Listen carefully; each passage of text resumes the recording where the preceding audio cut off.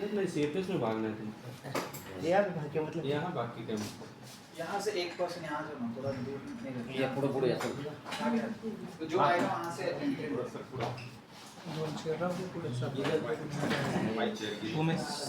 ये counting start है ना, रिकॉर्डिंग का एक बार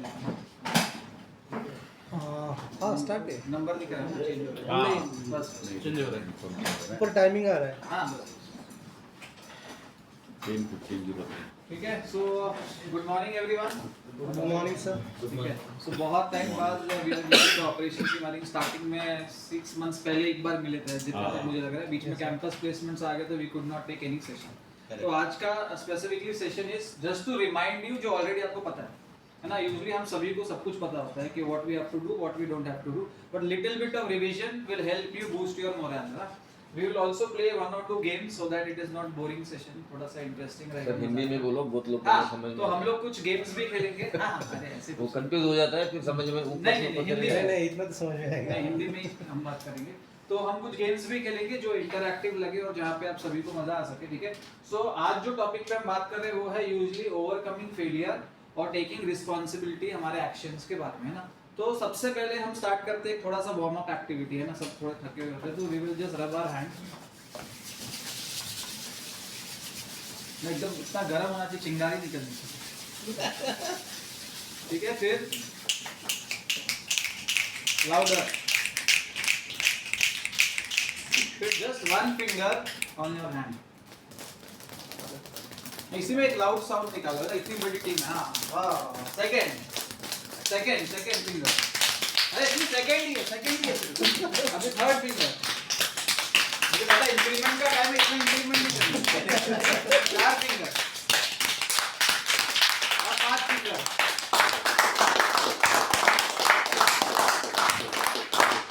ठीक है। हाँ ठीक है। अब ये जो क्लैप्स है ना, ये किसके लिए है? ऑपरेशंस टीम के लिए। ठीक है। क्यों है ना। हम बोलते हैं यार बिना मतलब के क्लैप क्यों बजा रहे हैं ना। क्यों मतलब है क्लैप का और क्या मतलब है? तो फर्स्ट ऑफ ऑल एक छोटी सी स्टोरी से स्टार्ट करते हैं ना। नॉर्मली हर स्टोरी स्टार्ट होती है एक गांव में एक इंसान था। ठीक है। तो वही एक गांव में एक इंसान था। ठीक है। उसकी एज थी अप्रोक्सीमेटली, थोड़ा अटेंशन यहाँ पे मैम आगे आ जाओ प्लीज, नहीं तो फिर मैं वहां से स्टार्ट करूंगा वो वाले बोर्ड से। आ जाओ मैम प्लीज। ठीक है। सो एक गांव में एक इंसान था, अप्रोक्सीमेटली एज उसकी 25-26। ठीक है। 25-26 में हर पर्सन क्या एस्पिरेशनल है, कुछ करना है, मुझे बड़ा करना है ना। वो गांव में रह रहा है तो उसके पास ज्यादा अपॉर्चुनिटीज नहीं है, बट उसके पास एक जमीन थी उसके डैड की जो बंजर पड़ी हुई थी बहुत टाइम से। वहाँ पे कुछ उग नहीं रहा था और ड्रॉट की वजह से पानी नहीं था, ये था, लेकिन है थी, उसकी वैल्यू थी। ठीक है। बिक नहीं रही थी, क्यों? क्योंकि वो उपजाऊ नहीं थी। ठीक है। और वो उसका एक सपना था कि मैं पैसे बनाऊंगा ये जमीन से। ठीक है। गांव का पर्सन है, कोई जॉब नहीं है, अपॉर्चुनिटी नहीं है, क्या बिजनेस करेगा? तो यूजुअली जमीन से ही कमाते हैं। तो उसने सोचा, रोज ये सपना वो रात को सोचता था, जब बेड पे होता था वो सोचता था कि मैं ये जमीन में ये उगाऊंगा, फिर ये फल आएंगे, फिर उसको बेचूंगा, फिर ये खेती करूंगा, इस तरह से अर्निंग करूंगा एवरी डे, रोज। और अप्रोक्सीमेटली 8 to 9 मंथ्स उसने रोज एक ख्याल रखा दिमाग में। मीटिंग चल रहा है, मैं कॉल करता हूं कि मेरी जमीन मुझे कमा के देगी, रोज रखा, पर कुछ बदल ही नहीं। बोलो ना। उसकी लाइफ चेंज नहीं हुई। क्यों? एक्शन ही नहीं लिया। हाँ उसने क्या नहीं लिया? एक्शन नहीं लिया। थॉट बहुत प्योर था, बफर ही डालते हैं। थॉट बहुत प्योर था, सोच बहुत प्यारी थी। जेएनपीटी डाल दो ना, उसका चलेगा। इंटेंशन बहुत अच्छा था, उसका हाँ, गोल भी चलेगा, बहुत चलेगा। क्लियर था, पर क्या नहीं था? काम नहीं किया। काम नहीं किया, एग्जीक्यूट नहीं किया। ठीक है। अब जब हम बात करते हैं ना, majority of the companies, just seashell में नहीं, कहीं पर भी जो एक ही टीम है जिसको सबसे ज्यादा अवार्ड्स, रिकॉग्निशन, रिवॉर्ड, आरएनआर, ये नहीं वो नहीं मिलता, कौन सी टीम है? सेल्स। सबको पता है ना। अब सेल्स टीम के पास एक विजन होती है हमेशा कि हमारा विजन है हर पर्सन का 5 करोड़, किसी का 10 करोड़, टोटल हमारा विजन 500 करोड़, 1000 करोड़, 1000 है तो अभी 250 करोड़ एक्स्ट्रा बढ़ा, सभी का विजन है। ठीक है। अब वो विजन के लिए, ठीक है, what they can do is they can plant the seed. ठीक है। Plant the seed is call the lead. Meeting के लिए बुलाया, उसके साथ अपॉइंटमेंट बुक किया, उसको बाटली में उतारा, सेल किया। ठीक है। अब जो फर्टिलाइजर है, ठीक है, जो पानी है, जो खाद है, जो सनलाइट है, वो कौन कर रहा है? Operations team. ठीक है, ये देखो ये दुख की बात भी है, खेद की बात भी है। ये सभी ऑर्गेनाइजेशन में ऐसा है कि हमेशा सेल्स और ऑपरेशंस में जब एक हम लोग करते हैं कंपैरिजन, सेल्स को हायर ही समझा जाता है। तो ऐसा लगता है कि sales is very important, but मेरे ख्याल से जितना भी सीशल का भी बिजनेस आ रहा है और भी बाकी ऑर्गेनाइजेशन का बिजनेस आ रहा है, वो रिपीट कस्टमर से आ रहा है, न्यू एक्विजिशन से नहीं आ रहा। और repeat customer will repeat you only when the operations was perfect, the execution was perfect. So once again you have to clap for your. ठीक है, अब वो बदलाव कब आएगा कि लोग हमें अप्रिशिएट करना शुरू करें। और मैं बोलूंगा जब तक लोग अप्रिशिएट नहीं भी करें, खुद को अप्रिशिएट करना भी जरूरी है। ठीक है, वो बदलाव आना चाहिए कि usually people are given more importance. Umesh sir आप आगे आइए। हाँ आइए ना, नहीं होगा तो आपके लिए क्या है? आपके लिए वो सोफा और गद्दी वद्दी भी बिछा देंगे। ठीक है, so let us start with one quote. Okay, effective operations management is like conducting a orchestra. It requires skillful coordination of all the different players to create a harmonious and beautiful performance. So ये जो beautiful performance हमको दिख रहा है, ultimately जो execution दिख रहा है, जब आप सोशल मीडिया पे पोस्टर देख रहे हो, ये शिपमेंट गया, यहाँ से वहाँ गया, जो जिसके ऊपर ताली बज रही है, वाह आ रही है, कमेंट आ रही है, वो एग्जीक्यूट किसने किया?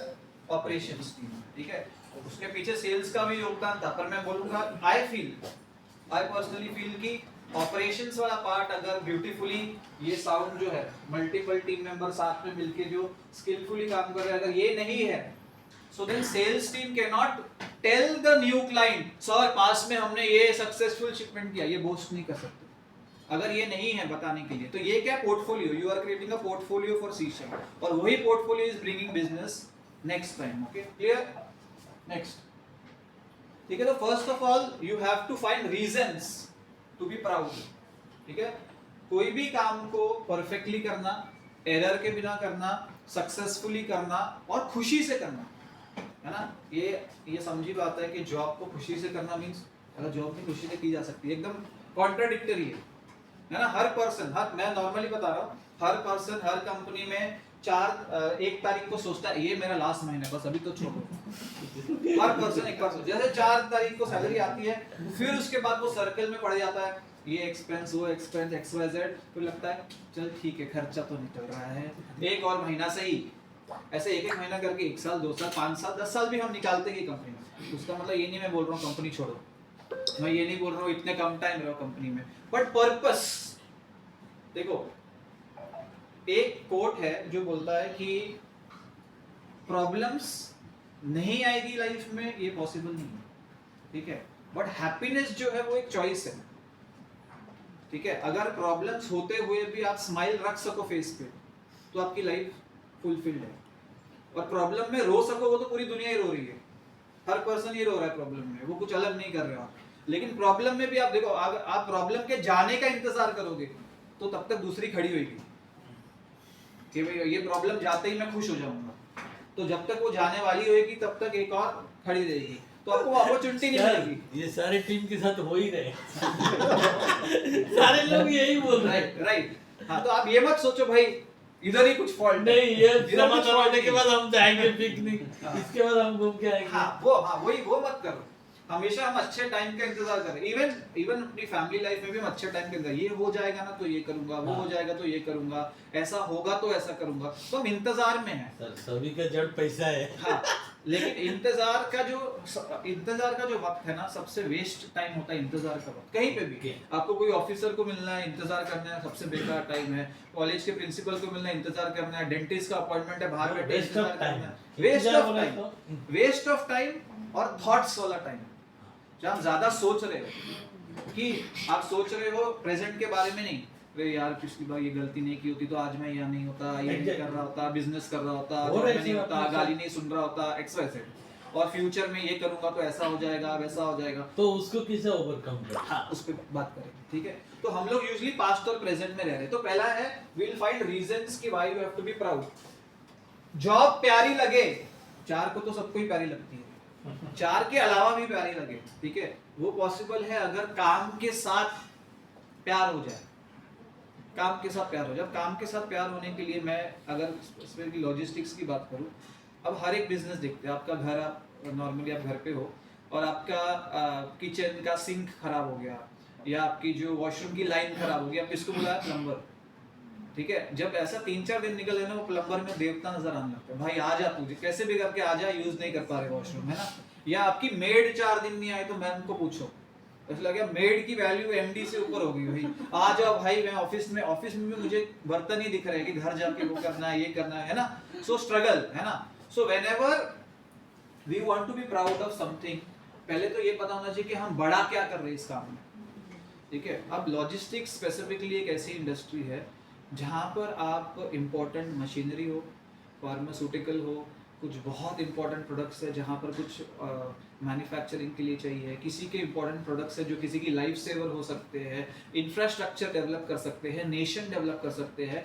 इनडायरेक्टली ये सभी का A to B पॉइंट पे मूवमेंट आप कर रहे हो इनडायरेक्टली, तो आप एक बहुत इंपॉर्टेंट और बड़ी चेन का हिस्सा हो। सबसे पहले बहुत एक्चुअली में मतलब मैं बोलूंगा कि बाकी सारे काम एक तरफ, और जहां पर भी कमोडिटीज एक जगह से दूसरी जगह जाती है, अगर वो नहीं जाए आपकी पूरी लाइफ स्टैंड स्टिल पे आ जाए, आपको कुछ भी नहीं मिले, कुछ भी अवेलेबल ना हो किसी के पास भी, है ना, इवन पेरिशेबल गुड्स से लेकर सब कुछ। तो पहली बात है ऐसी चेन का हिस्सा हो जो अनमैचेबल है, जो अनस्टॉपेबल है, और जिससे नेशन एक्चुअली, वर्ल्ड एक्चुअली चल रहा है। तो सबसे बड़ा रीजन तो प्राउड होने का यही है, इनडायरेक्टली और डायरेक्टली, है ना। मैं अगर वो चेन का हिस्सा हूं तो मैं उसका पार्ट हूं और मेरी वजह से वो चल रही है, ये थॉट सबसे पहले ये। इसलिए कोविड में सर लॉजिस्टिक्स चालू रखा, लॉजिस्टिक्स चालू रखा कोविड में, एंटायर कोविड। हाँ, और लॉजिस्टिक्स ही एक ऐसी ये है फील्ड है जहाँ पे ये नहीं मास ले ऑफ नहीं हुए थे, जो लोगों को बल्क में निकाला गया था। बहुत कंपनीज ने निकाला भी, पर बल्क में जहाँ पे लोगों को निकाला गया वो लॉजिस्टिक्स में ना के बराबर हो, क्योंकि वो फील्ड चल रही थी उस टाइम पे। ठीक है, सो फर्स्ट रीजन कि आप लोग क्या कर रहे हो, सीमलेस। मेरे टीम सब है ना, क्या बोलते हैं, कोविड का क्या कुछ अपन वो बात मिला था, क्या बोल रहे थे उसको, वही होता। हाँ हाँ, कोविड योद्धा हाँ मिला था। अच्छा, वाह, बहुत अच्छी बात है। और what to clap for this. अब देखो, वो कोविड योद्धा सिर्फ कोविड तक क्यों सीमित है? योद्धा तो हम आज भी है ही, क्योंकि आज भी वो मूवमेंट चल रहा है। ठीक है, बट तभी टफ था। नहीं, अभी कंपनी तक- कंपनी पूरा कोविड में अच्छा भी काम किया था, पूरा लोग काम कर रहे सब दुनिया कोई नहीं कर रही थी, सीसीएल टीम कर रही थी। बहुत बहुत प्राउड बात है। सो क्या आप कर रहे हो जिसके लिए you have to remind yourself is seamless coordination कर रहे हो, शिपमेंट का डिलेज रिड्यूस कर रहे हो, और कस्टमर सेटिस्फाइड, जो एक्चुअल कस्टमर सेटिस्फैक्शन है जिसको हम बोलते हैं, वो ऑपरेशंस की वजह से हो रहा है। चाहे कोई भी टीम फॉलो अप करो उस पर्टिकुलर पर्सन से, हो आपकी वजह से रहा है। मे बी क्रेडिट कभी इधर उधर होता ही है, हर ऑर्गेनाइजेशन में इधर उधर होता है कि डिजर्विंग पर्सन हमेशा बोलता है यार I was the deserving person but I did not gate, but reality है ना, व्हाट मैटर्स इज रियलिटी। असलियत क्या है? असलियत ये है कि यू आर कंट्रीब्यूटिंग। सूरज एक पानी आ देना। सेकंड इज कोई भी अनएक्सपेक्टेड इशू अराइज होता है, ठीक है, तो क्विकली प्रॉब्लम्स को आइडेंटिफाई करना है, ठीक है, सॉल्यूशंस को इंप्लीमेंट करना है, और कंपनी की जो रिलायबिलिटी है, जब हम जाके सेल्स पर्सन पिच करता है we are a reliable service provider, वो कहां से आया? ऑपरेशन से आया। अगर अनरिलायबल सर्विस होती, अगर टाइम पे नहीं हो रहा है, अगर गुड्स डैमेज हो रहे होते, तो सिंपल चीज है, रिव्यूज यही बोलते और कस्टमर बोलता भाई मैंने तो पढ़ा तुम अनरिलायबल हो। ये रिलायबिलिटी का फैक्टर कहां से आ रहा है? ऑपरेशंस के एफिशिएंसी से। ठीक है, फिर आप काम कर रहे हो किसके साथ? सेल्स के साथ, कस्टमर सर्विस के साथ, अदर डिपार्टमेंट्स के साथ। इतना कोऑर्डिनेशन करने के बाद you are bringing smooth transition and excellent service. This is all what you are doing. And lastly जो पॉइंट मैंने ऐड किया पर्सनली है कि जो इम्पॉसिबल है, जो लोग कभी-कभी हम लोग बोलते हैं सेल्स में मिस सेलिंग होता है, आपने सेल कर दिया, हाँ ये सर्विस दे देंगे, पर पता भी नहीं है दे देंगे कि नहीं दे देंगे, दे सकते हैं कि नहीं दे सकते हैं। फिर पूछा अरे ये ऐसा ऐसा लिया है, कर सकते हैं कि नहीं, तो ऑपरेशंस टीम ने बोला नहीं। फिर बाद में वर्कआउट किया टुगेदर, देखते हैं क्या पॉसिबिलिटी है क्या, फिर आंसर आया हाँ ये तरीके से हो सकता है, यस चलो ले लेते हैं। तो ये एश्योरिटी कौन देता है? इम्पॉसिबल को पॉसिबल करने का, दैट इज द ऑपरेशंस। ठीक है, आगे बढ़ते हैं। ठीक है, अभी ऑपरेशंस टीम जो ऑलरेडी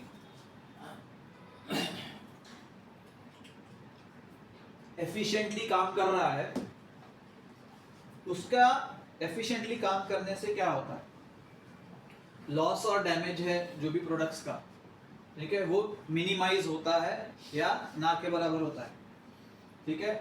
जो हमने बात कर लिया कस्टमर सेटिस्फैक्शन, मैं फिर से बोल रहा हूँ, repeat business is based on operations, new customer acquisition is based on operations. जो भी कंपनी की इमेज करेंटली है, पास्ट में बनी और फ्यूचर में बनेगी, that is depend on operations only, ठीक है। And I would also want to, मतलब maybe if we get time we should talk to the management also once कि operations team should have their own आर&आर, operations team should be rewarded, recognized and given a pat on the back similar to those of sales। जितना sales वाला करता है उतना होना ही चाहिए। ये इनफैक्ट दो फॉर्म्स हम लोग ने अभी हम लोग जो 1-to-1 सेशंस भी ले रहे थे और इनटेक फॉर्म्स भी, तो हम लोग कुछ ना कुछ मैनेजमेंट को सजेशन देते हैं। और अभी रिसेंटली कुछ तो पार्टी होके गई थी, आप गए थे? हाँ, तो ये इसके पहले ये कुछ बातचीत चल रही थी कि यार ये हर पार्टी में से सेल्स क्यों होता है, तो शायद इस बार इंक्लूजन वाला पार्ट मुझे देखने मिला। I think everyone was a part of this party, जो एक पॉजिटिव चेंज है, क्योंकि हर एक सोशल गैदरिंग हो, चाहे वो पिकनिक हो, चाहे आप कोई रिवॉर्ड्स दे रहे हो, किसी भी वे से मॉनेटरी रिवॉर्ड्स दे रहे हो या इन काइंड दे रहे हो, तो एवरीवन इज एलिजिबल बिकॉज सब पार्ट ऑफ द चेन है। अब अगर आप डॉक्यूमेंटेशन की बात करो, है ना, documentation could be regarded as अरे यार ये तो कोई भी कर लेगा, एरर वाला documentation you can not proceed in anything, so that is also equally error free documentation। so everyone has to be given an equal opportunity and equal chance to prove themselves and also rewarded। जहाँ पे भी वो लायकी है वहाँ पे वो लायकी का you have to give them a remuneration, ठीक है। customer satisfaction next, फिर से reputation of the company is built by operations। तो सीशल बड़ा नाम है, लोग इसको जानते हैं, वो सेल्स वाले की वजह से नहीं जानते हैं, वो जो लास्ट शिपमेंट एग्जीक्यूट हुआ है उसकी वजह से जानते हैं। और एग्जीक्यूट किसने किया? सिंपल ऑपरेशंस टीम ने। नेक्स्ट ऑपरेशनल कॉस्ट, सही जगह पे कॉस्ट कटिंग करना, सही वेंडर्स के साथ तालमेल बनाना, ठीक है। जहाँ पे भी जो लास्ट अमाउंट है, जहाँ पे कस्टमर्स का मेन कंप्लेन होता है, हिडन चार्जेस लग रहे, ये लग रहे, उसको मिनिमाइज करना, कम से कम करना। मैं सिंपल चीज बोलूंगा, ठीक है, किसको हो सकता है सेल्स वालों को ये बुरा भी लगे कि सेल्स वालों की इज्जत एक्चुअली रखते हैं ऑपरेशंस वाले। अगर जो उन्होंने फोन पे कमिटमेंट किया है, उन्होंने फोन पे कमिटमेंट किया है, वो अगर एग्जीक्यूट होता है तो सेल्स वाले के ऊपर ट्रस्ट बनता है। नहीं तो पीपल लाइक सर आपने तो ये बोला था, आपने तो वो बोला था, आपने बोला ये तो नहीं होगा, ये हो गया। सो आई थिंक वो जो सेव करना है उन पर्सन की जो रिस्पेक्ट है दे about, that is also because of operations team. promotes a safe working environment when the entire team is working with so much of big cargo। मैंने परसों एक वीडियो देखा था, एक कंटेनर के अंदर कुछ बड़े बड़े ये थिंक रॉड्स या ऐसे कुछ हो रहे थे, और वो जो पॉइंट से लटक रहे थे, मुझे पता नहीं उसको क्या बोलते हैं, लैशिंग या उससे तो वो लूज हो गया and it was moving haywire, ऐसा उसका मूवमेंट हो रहा था। उसके नीचे 3 लोग हैं जो इन्वॉल्व है, वो कम से कम आई थिंक 1.5-2 मिनट तक स्ट्रगल करते रहे। वो नीचे हो रहे, वो यहाँ से आ रहे, मतलब इट इज एक मतलब 1000 टन का एक रॉड है जो मूवमेंट हो रहा है। इतना रिस्की सिनेरियो में रहना पड़ता है। हाँ, तो इतना रिस्क में अपने आप को भी डालना, अपनी टीम को डालना। अपन जो सैनिक का जो काम करते थे वो भी कितना रिस्क है, अंदर जाके पूरा टीम अपना काम कर रही है। So that is a very risky. लकड़ा गणेश जो डालना पड़ता है वो सब देना पड़ता है, क्योंकि देखो सेफ्टी इक्विपमेंट के नाम पे आपके पास एक हेलमेट ही, हाँ, और तो कुछ सुरक्षा कवच तो कुछ है नहीं। वही तो वो रिस्क टेकिंग जो कैपेबिलिटी है स्पेसिफिकली इन लॉजिस्टिक्स और freight forwarding, that is done by operations, ठीक है। Now why I am telling you, आपको शायद पता भी हो और मे बी 5 साल पहले पता हो, 2 साल पहले पता हो, बट क्या होता है, you have to remind yourself what greatness you are doing. You have to remind yourself why, that will help you do better work. और अच्छा काम करना है तो अपने आप को याद दिलाना कि ऑलरेडी मैंने क्या अच्छा किया है। नहीं तो क्या होगा, जब आप अपने अच्छे काम में भुला दोगे तो आपके अंदर सेल्फ डाउट आएगा, अरे यार मैं कर सकूंगा, नहीं कर सकूंगा, होगा नहीं होगा, डाउटफुल हो जाओगे, ठीक है। सारे जो कंप्लायंसेस और इंडस्ट्री स्टैंडर्ड्स है उसको मीट करना, टीम वर्क और कोलैबोरेशन के साथ काम करना है, डीमोटिवेटेड पर्सन को भी मोटिवेट करना अचीव करने के लिए, ओवरऑल एफिशिएंसी इंप्रूव करना, ठीक है। ये सबसे इंपॉर्टेंट चीज, repeated business, operations team only, repeated business if it is coming because of the operations team, this is a fact, everyone knows, ठीक है ना। कभी कभी चैलेंजेस आ सकते हैं, है ना, क्योंकि यू आर वर्किंग इतना ज़्यादा dynamic nature of the industry में, ये चैलेंजेस आ सकते हैं। अब क्या आ सकते हैं चैलेंजेस, ठीक है, ये आ जाता है जब पिछली बार कुछ एरर हुआ हल्का सा, और वो एरर के लिए हम खुद भी जिम्मेदार है, टीम भी जिम्मेदार है, कहीं पर एक्सटर्नल फैक्टर्स जिम्मेदार है, पर वो एरर का शॉक एब्जॉर्बर हम ही बनते हैं जब हम टीम में होते हैं। तो आ जाता है क्या, फियर ऑफ फेलियर, अगली बार हुआ तो, क्योंकि बहुत सारी कॉस्ट इन्वॉल्व है, बहुत सारा कार्गो इन्वॉल्व है, कंपनी की रेपुटेशन इन्वॉल्व है, सेल्स वाले का कमिटमेंट इन्वॉल्व है, सब कुछ इन्वॉल्व है, तो फियर ऑफ फेलियर आ सकता है, ठीक है। उसके बाद में कभी कभी हमारी खुद की ही कुछ सेट हैबिट्स और रूटीन्स होती है जो हमारे काम में ही अड़चन डालती है ना। मे बी मैं जो हूँ, मैं बहुत अर्ली राइजर हूँ, बट मेरा जो स्केड्यूल है उसके हिसाब से माय वेकिंग साइकिल वो एडजस्ट नहीं हो रही है, कुछ तो मैं एफिशिएंटली काम नहीं कर पा रहा हूँ। फूड हैबिट्स है वो भी इफेक्ट कर सकती है, टाइम मैनेजमेंट की स्ट्रेटेजीज है वो भी कर सकती है, पर्सनल लाइफ रिलेटेड स्ट्रेस है वो भी इफेक्ट कर सकता है। तो कुछ हैबिट्स और रूटीन्स है जो भी चैलेंजेस पोज कर सकती है, ठीक है। अब प्रोएक्टिव माइंडसेट, ठीक है, क्योंकि इतना सारा मल्टीटास्किंग हो रहा है, इमीडिएटली इतना सारा एक्शन लेना है, इतने सारे कॉल्स को एंटरटेन करना है, सही टाइम पे सही चीज किसी को डेलीगेट करनी है, so your mind is overburden बहुत सारी चीजों से। मतलब अगर मैं बोलूं कि ऑपरेशन वाला पर्सन अगर रात को सो रहा है तो उसके दिमाग में शिपमेंट चल ही रहा है, वो कोई वही प्यारी प्यारी परियों के सपने तो देख नहीं रहा होगा तो उसको कुछ शिप दिख रही होगी, एंकर दिख रहा होगा, कंटेनर दिख रहे होंगे, या एमडी सर की फोटो दिख 1 बजे आते हैं तो नींद तो फटक से आ जाते हैं। हाँ, एक बार नींद आ गई तो फटक से आता है, लेकिन जितने भी लोग कंटिंजेंसी में है कि इमीडिएटली एक्शन लेने की, उसमें they are active, brain is active, ठीक है। Maybe your body is sleeping, brain is active constantly, ठीक है।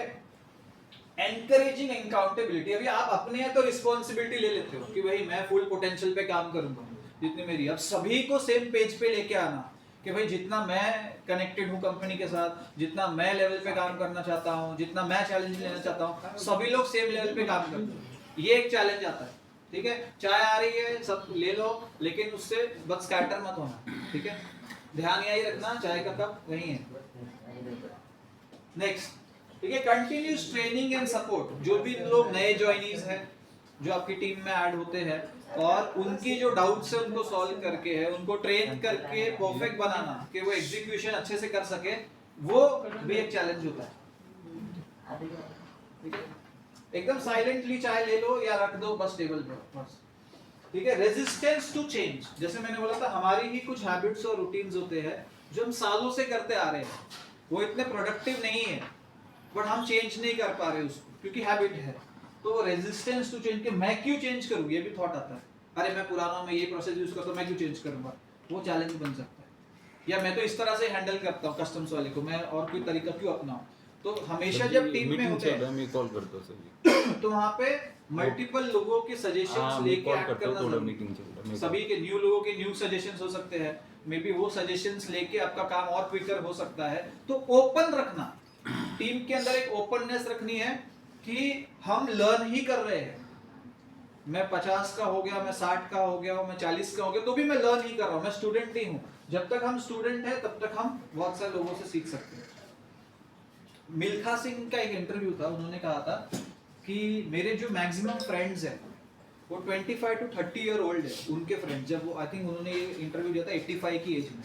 मेरे मैक्सिमम दोस्त हैं जो 25 से 30 साल है। मैं बूढ़ों से दोस्ती नहीं करता क्योंकि वो कंप्लेन मोड पे रहते, वो बोलेंगे अरे यार जिंदगी ऐसी, अरे यार घुटना दुख रहा है, अरे ये हो रहा है। मैं यंग लोगों के साथ रहता हूँ, वो यंग लोग बोलते हैं अरे ये करना है, अरे वो करना है, ये अचीव करना है। मैं उनका माइंडसेट लेता हूँ, अगर मैं मेरे जैसे लोगों के माइंडसेट में रहूंगा तो मैं लो हो जाऊंगा। इसलिए मैं हमेशा एंथुसियास्टिक लोगों के माइंडसेट के साथ लगा रहता हूँ, ठीक है। तो वैसे ही आपको ये वाली ही जो फीलिंग है, you have to give it to everyone.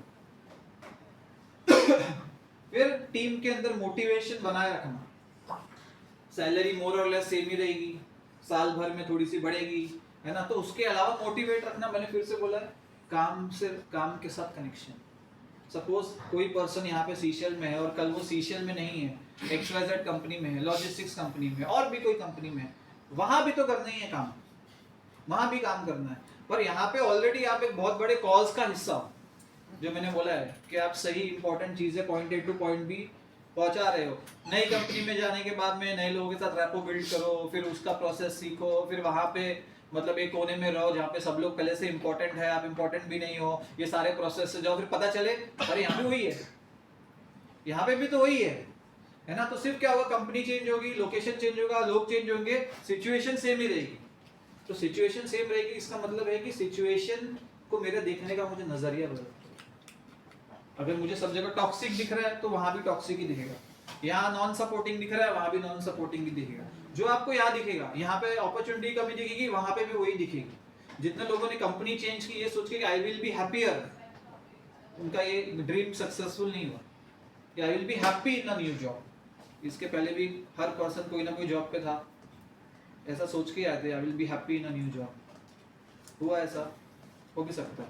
Seashell का तो एनवायरनमेंट फिर भी बेटर है, लेकिन फिर अगर ऐसा बोलो 360 डिग्री कुछ चेंज हुआ नहीं, रूटीन वही है, काम वही करना है, डेडिकेशन वही दिखाना है, सैलरी वही 4 को आएगी 8 को खत्म हो जाएगी, सब कुछ सेम ही है ना। तो फिर भी स्ट्रगल में ही you have to learn how to be happy.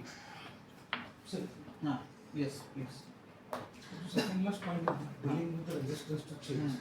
So I want to ask. इसका एग्जांपल पहले बताना फिर क्वेश्चन पूछना। नहीं, एक्चुअली आपने जो बोला उसके ऊपर मैं डिस्कस कर रहा था। वो जो पॉइंट है resistance to change, so that point is going towards wrong way or the right way? Is it impacting? Is it impacting? ये चैलेंज है। अगर आपके अंदर रेजिस्टेंस टू चेंज है, जैसे आप कोई प्रोसेस यूज करते हो ऑलरेडी, फॉर एग्जांपल मैं बोलूंगा कि मैं एक्सेल में काम करता हूँ और मुझे न्यू कंपनी ने बोला कि आप गूगल डॉक्स में काम करो या गूगल शीट में काम करो, दोनों है तो सेम ही, लेकिन थोड़ा बहुत फंक्शन इधर उधर है। तो मैं बोलूंगा नहीं, मैं एक्सेल में ही काम करता हूँ, मैं उसी में एफिशिएंट काम कर सकता हूँ, मैं उसके अलावा काम ही नहीं कर सकता, मैं गूगल शीट में हैबिचुअल या अपने आप को अपग्रेड नहीं करना। जिसमें तो जो नए हैं उसको चेंज करना है, जो न्यू टेक्नोलॉजी आ रही है एडॉप्ट करना, उसको अडेप्ट करना, उसको मना नहीं करना उस प्रोसेस को। अभी बुक पेन पेपर में तो हम कितने सालों से चल ही रहते हैं, अभी भी अगर हम उसमें ही रहेंगे या डॉक्यूमेंटेशन से रिलेटेड कुछ है, अभी कितने सारे लॉजिस्टिक्स कंपनी का डॉक्यूमेंटेशन पूरा वर्चुअल भी हो चुका है। बहुत सारी कंपनीज का डॉक्यूमेंटेशन वर्चुअल हो गया है, उन्होंने सॉफ्टवेयर खरीदे जहाँ पे सारा प्रोसेस उसके अंदर स्ट्रीमलाइन होता है, you are able to see documents online uploaded है सब कुछ। सर हमारे पास एक सॉफ्टवेयर नहीं आया, कट ऑफ रिमाइंडर आता नहीं है किसको भी, vessel survey cut off will be coming soon, mail में आना चाहिए। एक सॉफ्टवेयर की कमी आप बोल रहे हो स्पेसिफिक, वो उसका मतलब उसका नाम कोटेशन सब ले चुके हो? अरे सर आ चुका है, अभी पढ़ा था किधर। अच्छा आ भी चुका है सॉफ्टवेयर का? आया था सर, सेप आया था, हाई कोर्ट में केस पड़ी है। अच्छा equipment was there already from so many third floor में है सब, पर वो इम्प्लीमेंट नहीं हुआ। It's need to be. नहीं वो फ्लॉप ही हुआ है ना, वो कुछ पता नहीं हो गया। वो इतना इफेक्टिव नहीं है आप बोल रहे हो। शुरू ही नहीं हुआ, सब एक्सपेरिमेंट भी नहीं हुआ। परचेस करने के बाद कुछ इम्प्लीमेंट हुआ है, अच्छा हुआ ही नहीं। वैसा ही स्टोरेज में पड़ा है। अच्छा तो चल रहा है कि नहीं? नहीं, स्टोरेज में बांध के पड़ा है। कर सकते हैं एक्सप्लोर। हाँ कर सकते हैं, मैं बिना क्या होता पैकेज का सर, बिना सॉफ्टवेयर का, बिना सिस्टम का बहुत मुश्किल है मैन्युअली काम करना। किसी को कुछ रिमाइंड नहीं आते, कुछ रिमाइंड आएगा भी सब लोग को अलर्ट कर देते हैं। अच्छा alerts आते हैं। What we discussed manually and systematically, so we are still on manual mode. वो पता है, वो ऑलमोस्ट वो सिर्फ ऑपरेशन डिपार्टमेंट में नहीं, बहुत सारे वो sir department. Sir CCL To find out sir certain नाम things ऊपर ना, that- छोटे-छोटे कंपनी सॉफ्टवेयर में काम। हाँ, सीशेल के बहुत सारे प्रोसेस मैनुअल अभी भी है। हाँ We cannot find anything instantly. You have to मैंने take बहुत some time to सारा find it. एरर है ना सर, उसमें चैलेंज और प्रॉब्लम्स भी अकर होने से पहले अपन प्रिवेंशन बोलते। तो फिर इम्प्लीमेंट के लिए चैलेंज क्या है? सर वही अभी हम लोग तो बहुत बार बोले। नहीं पर इम्प्लीमेंट मैनेजमेंट से होगा आप बोल रहे हाँ हो। हाँ और वो बोल रहे जो चल रहा है चलने दो।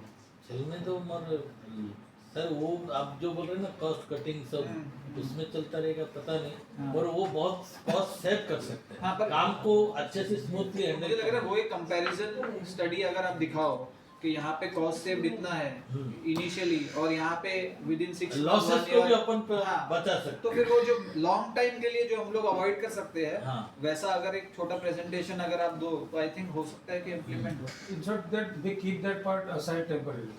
देखो मैं आपको एग्जांपल बता रहा हूँ, मैं खुद का ही बता रहा हूँ, मैं हूँ नहीं एचआर डिपार्टमेंट में, पर कुछ मैं उसके प्रोसेस में इन्वॉल्व था थोड़ा टाइम के लिए। तो हम लोग जैसे अभी आपके पास सर्वे आया, ये वो आया क्या अप्रेजल का, आई थिंक वो फर्स्ट टाइम ही देखा होगा आपने।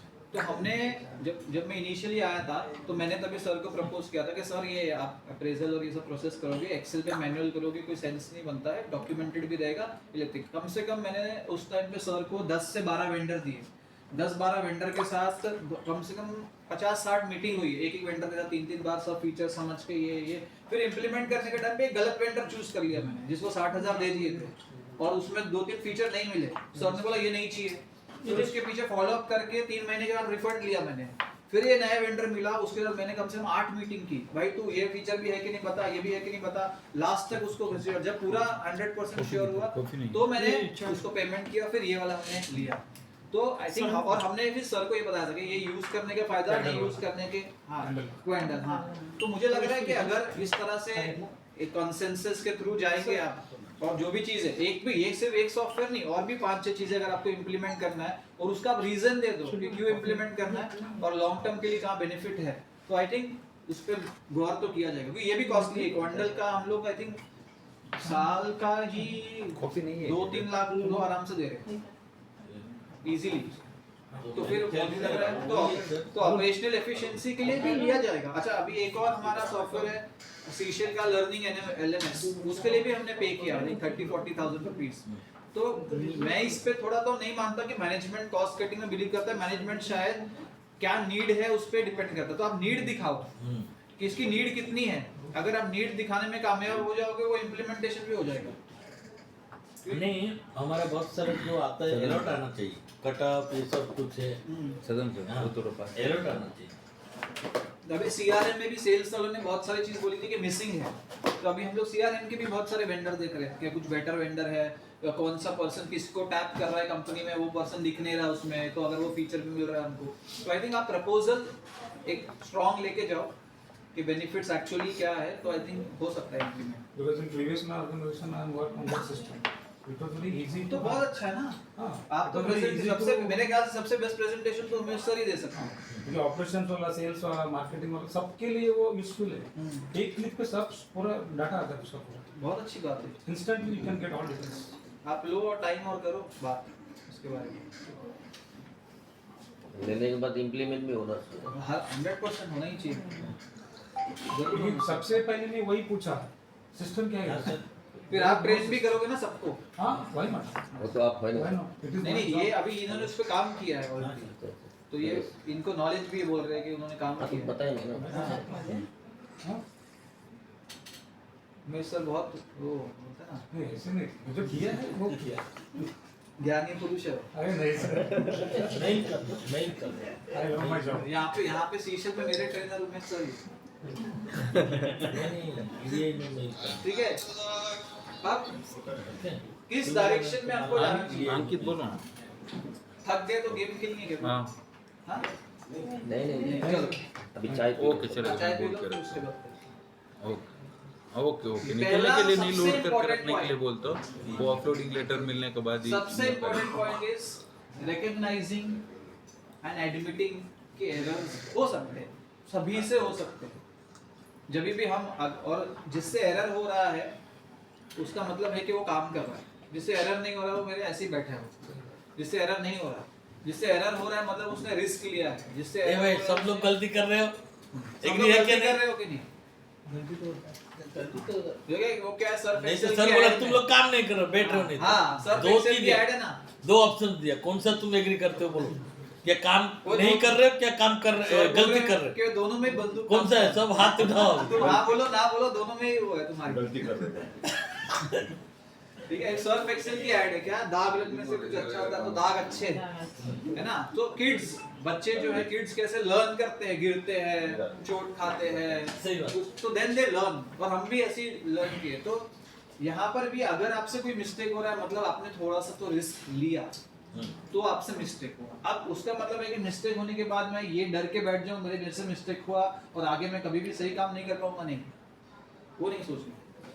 ये सोचना है कि मिस्टेक क्यों हुआ, उसका जो एक्चुअल एनालिसिस था रीजन था, कोर इशू को समझना, प्रॉब्लम सॉल्विंग के लिए प्रॉब्लम रूट कॉज इशू को एनालाइज करना कि क्यों हुआ, कहाँ हुआ, किसकी वजह से हुआ। अगर ये हुआ एक टीम मेंबर की वजह से हुआ तो मेरे टीम मेंबर की वजह से हुआ, ये भी एडमिट करना। अगर सपोज लो एक टीम मेंबर है, उसने कहाँ पर वो विजिलेंट नहीं था, उसकी वजह से वो एरर हुआ, तो वहां पे ब्लेम नहीं करना। आप बोला भाई तू मेरा ही टीम मेंबर है, फैमिली में किसी ने कुछ मिस्टेक की तो मेरी ही फैमिली है, तो मैं क्या करूंगा, उसको ट्रेन करूंगा, मैं उसको सिखाऊंगा, मैं उसको समझाऊंगा। यही करना है मिस्टेक्स के टाइम पे। Simple learning from past errors, जो भी पास्ट एरर हुए हैं। इनफैक्ट मैं यूजुअली क्या करता हूँ, मैं पेपर पेन वाला पर्सन ज्यादा हूँ। अगर मुझे कुछ चीज एनालाइज करके पेपर लिखता हूँ, पास्ट एरर, उसका नाम लिखा, उसके बाद में पॉसिबल रीजन, फिर उसमें लिखे पास्ट रीजन ये पास है, फिर उसके बाद वो रीजन में लिखे मेरे हाथ में कौन से रीजन थे, कौन से रीजन हाथ में नहीं थे, तो एक्सटर्नल रीजन लिख लिया, इंटरनल रीजन, फिर इंटरनल रीजन में मैं कहाँ पे लैकिंग हूँ वो लिख लिया, फिर मेरी लिमिटेशन क्या है, अब मुझे पता चल गया मुझे मेरे किस पार्ट पे काम करना है। तो ऐसा एनालिसिस करना चाहिए। वहाँ यहाँ पे आ सकते हैं, जगह है जगह है। हाँ नहीं यहाँ पर भी है सीट, यहाँ पे भी आ सकते हो, थोड़ा आपको सुनाई भी देगा अच्छे से, और मेरा भी थोड़ा गला मीटिंग मध्ये बोल ना. मैम यहाँ पे है जगह। अरे आ जाओ, नम्रता सीट आइए पुढे, इधर भी है। सदानंद सर के साथ बैठने का सौभाग्य मिला। एक आ जाओ ना इधर आ जाओ।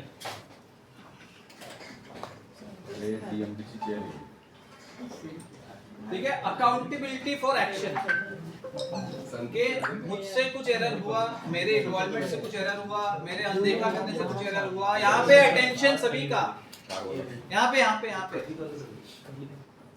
ठीक है। तो वो अकाउंटेबिलिटी लेना है कि क्योंकि इसमें मैं इन्वॉल्व था, मैं इसको रेक्टिफाई करूंगा और मैं टीम को हेल्प करूंगा इसको रेक्टिफाई करने में, दैट इज कॉल्ड अकाउंटेबिलिटी। ठीक है, नॉर्मल इंश्योर करना कि जो प्रोडक्ट्स है, ठीक है, अभी जो भी पर्सन है जो अपने गुड्स को शिप कर रहा है, उसके लिए वो गुड जान से प्यार है। आपके लिए तो वो सिर्फ गुड्स है, उसकी जान है, जो मैन्युफैक्चरर है या ट्रेडर है, और वो जो पर्पस से उसको मूव कर रहा है, सेलिंग पर्पस से कर रहा है, जो भी पर्पस से कर रहा है, वेयर हाउसिंग यहाँ पे कर रहा है, उसके लिए वो मतलब एक सेंटिमेंटल वैल्यू होल्ड करता है। जैसे आपका फोन आपके लिए सेंटिमेंटल वैल्यू होल्ड करता है, आपके फैमिली मेंबर्स आपके लिए सेंटिमेंटल वैल्यू होल्ड करते हैं। सर की कार जब ठुकी थी कितना दुख हुआ था सर को, है ना, कार सेंटिमेंटल वैल्यू करती है ना। तो ये सारी चीजें जो आपको आप ओन करते हो, आपके लिए सेंटिमेंटल वैल्यू होल्ड करती है। तो इसलिए उनके प्रोडक्ट्स को यही समझना, भाई ये मेरा मेरे ही है, मैं खोल नहीं देना, मेरे ही है, कि मुझे इसको सेफली पहुंचाना है। और पहली बात मैं तो यही मानता हूं कि लॉजिस्टिक्स में अगर मेरे हाथ में कोई आता है, शिपमेंट कार्गो आता है, मैं ये सोचूंगा भाई ये नेशन बिल्डिंग का काम है, भाई मैं उसको सिक्योरली करना है। नेशन बिल्डिंग डायरेक्टली लॉजिस्टिक्स कर रहा है, डायरेक्टली एकदम। कोई भी आप ऑर्गेनाइजेशन में देख लो, लॉजिस्टिक्स ही ऐसी इंस्टीट्यूट है जहां पे आप नेशन को डेवलप कर रहे हो through the movement of goods.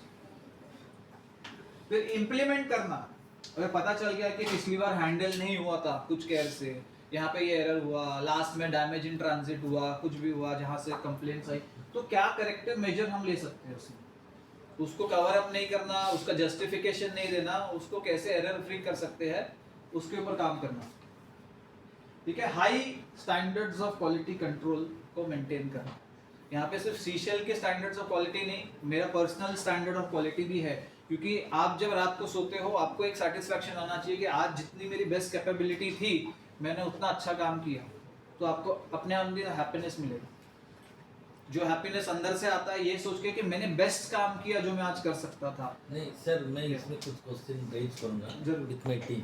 जरूर सर। जो सर बोला है implementation of corrective action promptly, इसमें क्या है, अपन इंडिविजुअल कुछ कार बुक किया फ्लिपकार्ट में, तो अपने को सामान आता है, तो घर के लिए अपन यूज किया, मोबाइल है, तो वो इमीडिएट अपन देखते हैं वो मोबाइल सेफ कंडीशन में, क्या भीग गया क्या है कि नहीं।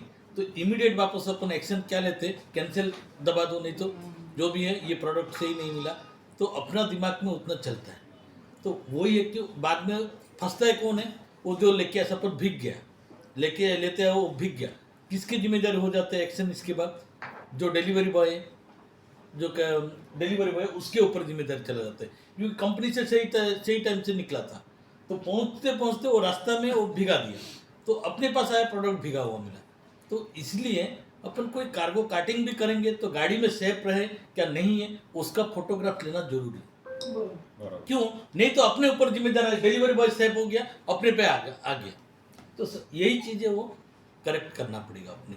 क्यों जब अपना माल ले तो इमीडिएट अपन एक्शन लेते, तो कंपनी का माल है तो तभी भी अपन इमीडिएट एक्शन लेना चाहिए। तो यही सोच रखने का एनी टाइम। Yes sir. तो ये तो सर बात कर रहे हैं 10, 20 और 15,000, 20,000 की मोबाइल की। एग्जैक्टली। जहाँ पे यहाँ जो लेवल ऑफ शिपमेंट जा रहा है लाखों के Yes. हिसाब से, वो कितनी वैल्यू होल्ड करता है, फाइनेंशियल वैल्यू भी, सेंटिमेंटल वैल्यू बोथ कस्टमर के लिए, वो तो बियॉन्ड वो है। मैं परसों की बात बोलता हूँ, नॉर्मल ऑर्डर जेप्टो वगैरह से मंगाते हैं चिप्स वगैरह, वो मंगाया मैंने, बारिश का टाइम था, उनकी पैकेजिंग वो है जो कोरोसिव वाली, जो पेपर वाली, पूरा गीला हो गया, अंदर से भी गीला हो गया था। ठीक है, मैंने बोला भाई ऐसे क्यों लाया, यही दिया है कंपनी ने। तो मैंने बोला अगर बारिश है तो इसके अंदर एक लेयर ऑफ प्रोटेक्शन नहीं होना चाहिए क्या? अगर बाहर का डैमेज हो रहा है तो अंदर का डैमेज नहीं होता। उसके पास कोई आंसर नहीं था। ठीक है, अगर मैं उसको रिटर्न डालता मुझे तो पैसे मिलते, कौन इसके कटते, जो डिलीवरी बॉय के। क्योंकि कंपनी ने वहां पे स्टोर किया प्रोडक्ट, बाकी उसके बाद में पैकेजिंग है, वहां पे वेयर हाउसिंग है। इनफैक्ट अभी ब्लिंकिट के वेयर हाउस में जो खारघर का वेयर हाउस है उसमें कुछ तो पानी एंटर हुआ था, उसके 6 दिन के लिए ऑपरेशंस खारघर में बंद थे कंटिन्यूस। क्योंकि वहां पे मैं सेंट्रल पार्क के वहां पे गया था तो वो सब क्लीन कर रहे थे, पानी निकाल रहे थे, तो मैंने नेट पे देखा उसका ऑपरेशंस पूरा बंद था, क्योंकि बहुत आई थिंक उस टाइम पे उनका डैमेज हुआ होगा जो तो नहीं। इंपोर्ट में भी वो सेम एप्लीकेबल है। जब कंटेनर खुलता है ना, एक फोटो लेने का, इमीडिएट सील कटिंग का वीडियो निकालो, क्योंकि कंटेनर का अंदर क्या है हमें पता नहीं है ना, जब उधर ऑलरेडी डैमेज है क्या हमें पता नहीं, तो सील कटिंग से लेकर तुम वीडियो करना, ये ड्यूटी अपना होना चाहिए, तभी जाकर अपन सेफ बचेगा। नहीं तो क्या बोलेंगे, तो अपने ही जिम्मेदारी हो जाएगी। एयरपोर्ट पे हम लोग ऐसे ही करते हैं, पैकेज डैमेज मिला हाँ। तो हम लोग इमीडिएट फोटो निकालते हैं और मैडम को, राधिका मैडम को भेजते हैं। हाँ एग्जैक्टली होना चाहिए। नहीं तो क्या, अभी टेक्नोलॉजी भी जितना फास्ट हो रहा है ना, अपने को भी ये टेक्नोलॉजी के हिसाब से चलना चाहिए। जब वीडियो लेते हैं ना, अपने पास मोबाइल रहता ही नहीं, तो सील कटिंग से अपन ले लिया ना वीडियो, इसके बाद वो कंटिन्यू रहेगा सपोज, तो 2 आदमी रहना ठीक है, एक आदमी करता रहेगा, नहीं तो किसी का हेल्प लेके करना जरूरी है। नहीं तो ऐसा एक स्टैंड लेके वहाँ लगा देने का जो शूट ही कर रहा पॉसिबल नहीं। है, वहाँ पे एंट्री नहीं सर, ओपन में रहता है। अच्छा एकदम ओपन में। पूरा फुल ओपन में। ये वो लोग स्टैंड लोग को भी याद रहता है। ठीक है, कंटिंजेंसी प्लान जो सर ने भी बात किया कि एरर हो गया या होने की संभावना है, या पिछली बार हुआ था आगे होने की संभावना है, तो मैं पहले से उसको प्लान करते हुए, पिछली बार हुआ था ये तो इस बार होना नहीं चाहिए, वो है कंटिंजेंसी। कंटिंजेंसी हमेशा होता है जो मिस्टेक से सीखते हैं और नया रिपीट नहीं होना। ये रास्ते पे गया, ये रास्ते पे स्पीड ब्रेकर थे, ये रास्ते पे खड्डे थे, ये रास्ते पे लाइट नहीं थी, एक्सीडेंट होने का चांस था, तो रास्ता या तो बदली करो या तो वो रास्ते पे सिक्योरली जाओ। 2 ही काम कर सकते हो, या तरीका बदली कर सकते हो या सिक्योरिटी बढ़ा सकते हो आप, तो वही आपको करना है जब एरर से आप सीख रहे हो। ठीक है, अब ये बहुत इंपॉर्टेंट है, understanding the impact of one's role in entire logistics. सीशियल की तो बात अभी मैं कर भी नहीं रहा, पूरा जो लॉजिस्टिक्स है, सप्लाई चेन है, जहाँ पे भी डिलीवरीज हो रही है point A to point B, वहाँ पे आपकी छोटी सी एरर वो कितना बड़ा इम्पैक्ट लेके आने वाली है, नेगेटिव इम्पैक्ट। छोटा सा अगर कोई पार्ट्स है जिसमें एक पार्ट है जो वाटर से करोजन होता है उसके अंदर, और वो होता है और बाद में जब वो मशीनरी के साथ अटैच होता है, वो मशीनरी ही यूजफुल नहीं होती है, तो उसमें आपका छोटा एरर, और वो मशीनरी यूज हो रही है, अगेन नेशन बिल्डिंग में यूज हो रही है, इंफ्रास्ट्रक्चर में यूज हो रही है, फार्मा में यूज हो रही है, XYZ, तो वो जो इम्पैक्ट है वो बहुत बड़ा इम्पैक्ट है। छोटा एरर बड़ा इम्पैक्ट लॉजिस्टिक्स में, राइट। सेम एग्जांपल देता हूँ, अपने साथ हुआ है। एक बार एक छोटा सा लकड़ा है ना, वो डाल दिया था स्टफिंग के टाइम, कौन सा टीम पता नहीं, छोटा सा एक लकड़ा था, ऐसे ही सब लकड़ा डालते हैं, मगर वो ब्राजील के लिए था, तो लकड़ा का वजन कितना, हार्डली 500 ग्राम 200 ग्राम भी नहीं रहे, वो लकड़ा डाल दी, स्टफिंग होते होते वो लकड़ा चला, तो लकड़ा पे स्टाम्प नहीं था, उसको एयर से वापस आए, ब्राजील जाके ब्राजील से रिटर्न आए, तो अपना ऑपरेशन में उतना ही ध्यान देना पड़ता है। 200 ग्राम का है, मगर वो लकड़ा को वापस इंपोर्ट करना पड़ा, ब्राजील वो नहीं मानता है क्या, वो लकड़ा विदाउट फॉर्मिगेशन नहीं आ सकता हमारा, वो लोग इतना स्ट्रिक्ट है कि हमारे देश में सब एक भी इंसेक्टिसाइड नहीं होना चाहिए, तो वो लोग ये कहते हैं। तो यही है मतलब छोटा सा मिस्टेक बोले तो ये तो अपन हाँ। सोचा भी नहीं, एक लकड़ा तो डाल दिया छोटा नहीं है सा, ऐसा। काटते लेसिंग करते करते एक लकड़ा छूट गया, ऐसे ही हुआ। और वो भाई फ्लाइट में आना मतलब 200 ग्राम का 2 लाख खर्चा है। This is a learning experience. जो तो हमारे टीम के साथ हो रहा है ना सर, अपना शेयर करना जरूरी है, तो जाकर देखे ना सर अंडरस्टैंड। जब सर ने ये बोला ना, तो मुझे एक चीज यहाँ पे और हाईलाइट करनी है कि अलर्टनेस जो पार्ट है, अलर्टनेस देखो यूजुअली हम जब भी हम यहाँ पर है, मोबाइल बहुत यूजफुल भी है, मोबाइल बहुत ज़्यादा एयर में आया उसको डिस्पोज कर दिया, क्लियरेंस हम नहीं किया, वो लकड़ा क्लियरेंस करेगा तो और ज़्यादा खर्चा होता था। ठीक है। अभी जब हम यहाँ पे सब बैठे और बात भी कर रहे हैं ना, एक बैक ऑफ द माइंड में एक्स्ट्रा एक चीज चल रही होगी कि ये कब खत्म होगा, पहला तो सेशन, दूसरा इसके बाद नेक्स्ट क्या करना है, वो वाला फैक्ट, मोबाइल में किसी का मैसेज तो नहीं आया, तीसरा वर्क रिलेटेड भी वैसे भी कोई आया कि नहीं आया, ठीक है, कुछ ना कुछ चल रहा है ना। तो हमारा जो अलर्टनेस लेवल जो आज से 20 इयर्स पहले था वो अभी नहीं है, अलर्टनेस लेवल जो हमारा है। तो अलर्टनेस का मतलब ये है कि जब आप कोई एक यूनिफॉर्म डालते हो, जो आपने अभी सभी ने डाली है, जरूरी नहीं है कि वो कोई सिविल सर्विसेज की यूनिफॉर्म होनी चाहिए, आपने डाली है। अब जब यूनिफॉर्म में आप आ गए तो उसके बाद में अपने माइंड को अलर्ट करना बोल के कि अभी से लेकर आगे आने वाले 2 घंटे 4 घंटे 6 घंटे जब मैं ये टास्क में हूँ, मुझे कोई डिस्ट्रैक्शन नहीं चाहिए। ये रिमाइंडर जब आप अपने आप को देते हो तो आप डिस्ट्रैक्शन फ्री होकर काम करते हो, क्योंकि डिस्ट्रैक्शन ही होता है जब हम को 1-2 चीज छोटे मोटे एरर कर लेते हैं। जब हमारा माइंड होता है ना, क्या नजर हटी, तो नजर हटी का मतलब है माइंड आपका फोकस से हट गया। जब भी माइंड आपका फोकस से हटा तब एरर के चांस होते हैं ही। तो माइंड फोकस से हटता यूजुअली आज के डेट में माइंड फोकस से हटता मोबाइल की वजह से ही, जितना तक मैं मान रहा हूँ, ठीक है। और कोई पर्सन नहीं है जो हमको आके पर्सनली डिस्टर्ब कर सके सिवाय मोबाइल के। मोबाइल पे भी पर्सन भी करेगा तो मोबाइल पे डिस्टर्ब करेगा, या कोई अचानक से कोई मतलब इंपॉर्टेंट कॉल आ गया जो वर्क रिलेटेड नहीं है, मैंने ले लिया, पर उसके बाद माइंड फ्रेम को, या कोई ऐसा न्यूज़ आ गई मुझे पर्सनल लाइफ में या कुछ जो थोड़ी सी मुझे हैंडल नहीं कर पाया मैं, ऐसा भी होता है बहुत बार, तो उसके थॉट में मैं रह गया। और जब मैं काम कर रहा हूँ वो थॉट्स चल रहा है, तो ये डालो वो डालो वो डालो, जैसे वो भी लकड़ा भी डल गया, कोई और भी कोई प्रोडक्ट भी डल गया, क्योंकि वो फोकस से हट गया, मन डाइवर्ट होता है इससे। माइंड डाइवर्ट होता है। तो फोकस में आने के लिए ये जरूरी है कि मैं भी जो टास्क में हूँ बहुत क्रिटिकल टास्क है, और इसके अंदर छोटा एरर बहुत बड़ा जो हमको बाद में पेनल्टीज लेके आ सकती है, तो इसलिए मुझे फोकस्ड रहना है उस पर्टिकुलर टाइम पे। ठीक है, वापस practicing proactive problem. Proactive means पिछली बार से सीखा, अभी मैं ज्यादा एक्टिव हूँ, अब मैं ज्यादा ध्यान रख रहा हूँ और मैं उसको वापस रिपीट नहीं कर रहा।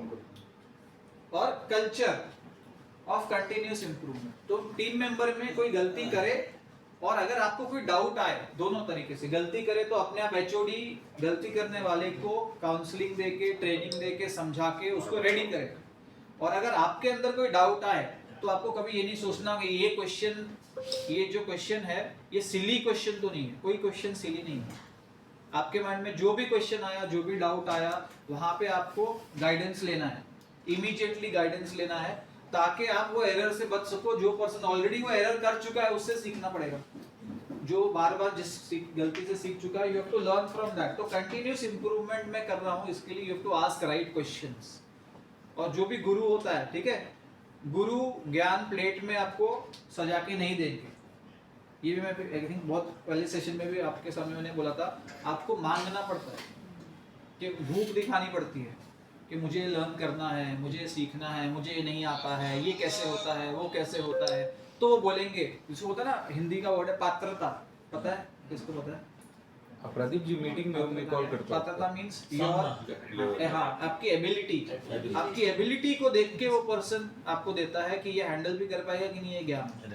तो इसलिए, और वो देखेगा कि इसके अंदर ग्रोथ की अपॉर्चुनिटी है क्या, ये फ्यूचर लीडर बन सकता है क्या, इसको कोई पोजीशन दी जा सकती है क्या, ये प्रमोशन के लायक है क्या, ये इम्प्रूव करके कभी कोई मैनेजर बन सकता है क्या, टीम लीडर बन सकता है क्या, ठीक है, इसको हम और ट्रेन करते हैं। तो वो देखते हैं, क्यूरियोसिटी। तो आपके अंदर क्यूरियोसिटी है लर्निंग की, अगर आप वो अपने एचओडीज को दिखाते हो तो वो अपने आप आपको जो इम्प्रूवमेंट के लिए प्लान खुद देंगे। लेकिन आप सोचोगे उनको बताने दो, मैं बैठा हूँ, नहीं, ऐसा नहीं आएगा, मांग के ही मिलेगा स्पेसिफिकली। ठीक है, ठीक है, we all make mistakes, okay.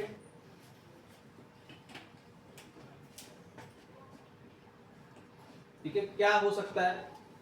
मिसलेबलिंग की मिस्टेक हो सकती है, ठीक है, अब जब मिस्टेक्स हम लिख रहे हैं माइंड में यही डालना है, ये अवॉइड करनी है, ये अवॉइड करनी है, ये नहीं करनी है, इससे बचना है, ये बार बार रेजोनेट होना चाहिए।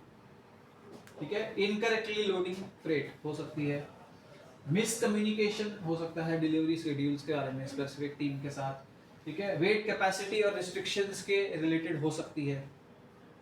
जब भी आपको सर कुछ बोलना है आप जरूर बोलिए टीम के साथ। ठीक है, failing to complete proper documentation error हो सकता है। ठीक है, इंटरनेशनल शिपिंग रेगुलेशंस के बाहर कुछ किया या ट्राई किया, वैसा हो सकती है मिस्टेक। इनएडिक्वेट पैकेजिंग हो सकता है जिससे डैमेज गुड हो सकते हैं। Delay in transit due to route misplanning वो हो सकता है। Ignoring maintenance Sir, schedules. Overlooking weight limits and capacity restriction. जी हाँ सर। उसमें देखो आप सर बताएंगे क्रेन का कैपेसिटी है, फोर्कलिफ्ट का कैपेसिटी है, बहुत सारा हमारे टीम को पता है। ये फोर्कलिफ्ट बोलिए तो 3 टन से शुरू होता है, 5 टन से एक ना होता है, 10 सर टन मेरे से पास होता एक है। डॉक्यूमेंट कल परसों आया था क्रांति मैम के पास, सलोमी मैम जो है हैदराबाद की, उन्होंने दिया था। उन्होंने खुद के कुछ नोट्स बनाए हैं, वो पीडीएफ फॉर्मेट में है, मतलब जिसको मैं एक इनिशियल ट्रेनिंग बोल सकता हूँ। मुझे लगता है कि वो सबके पास होना चाहिए। मैं उसका पीडीएफ आपसे शेयर करूंगा।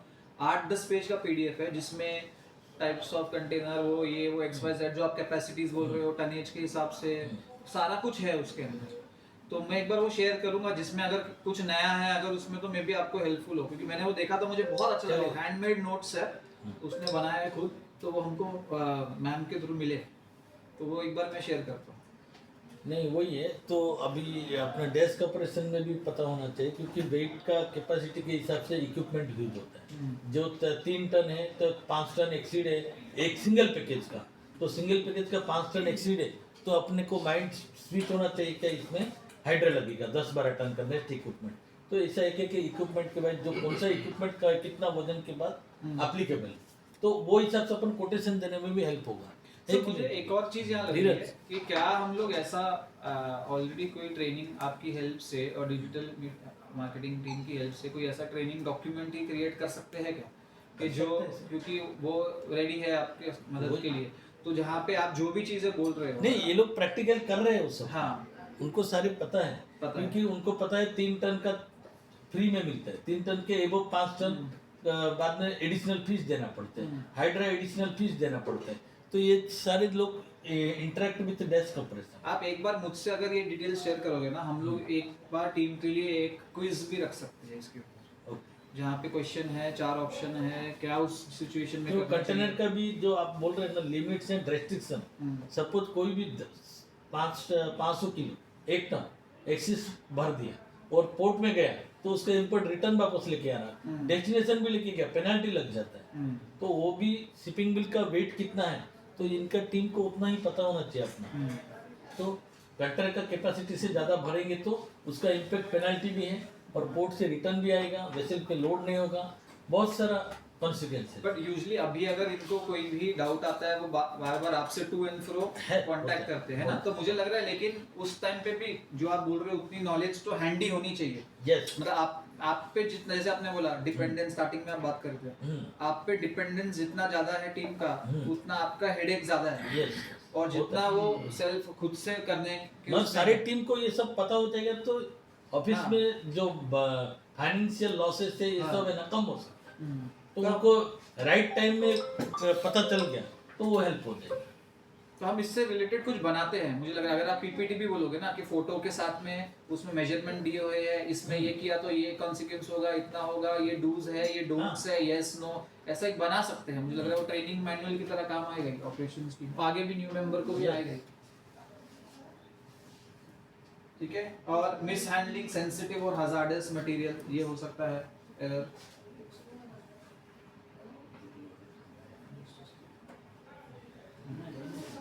ठीक है, अब एरर की जब हमने बात की, सो अभी सर जैसे बोल रहे थे टाइप ऑफ एरर क्या है, फेलिंग टू चेक कार्गो का वेट लिमिट। हाँ आओ ना, ठीक है, कार्गो की वेट लिमिट। अब नहीं थोड़ा टाइम है सर। चलो इंटरेस्टिंग सर, हमेशा- चलो सर अच्छा हुआ, हमेशा हम लोग पहले मतलब इंटरेक्ट हो गया आपके पास, अभी छोड़ के जाना नहीं चाहते। नहीं वैसे भी हम पहले बंदे का इंतजार करते हैं अरे मैं जाऊं क्या, अभी जाना चाहिए कि नहीं, अब जैसे ही कोई उठा फिर हम बोलते हैं अभी opportunity नहीं, है। मैं खुश हुआ क्यों? आपका जो भाषा में हो आपको मतलब खुश हो गया।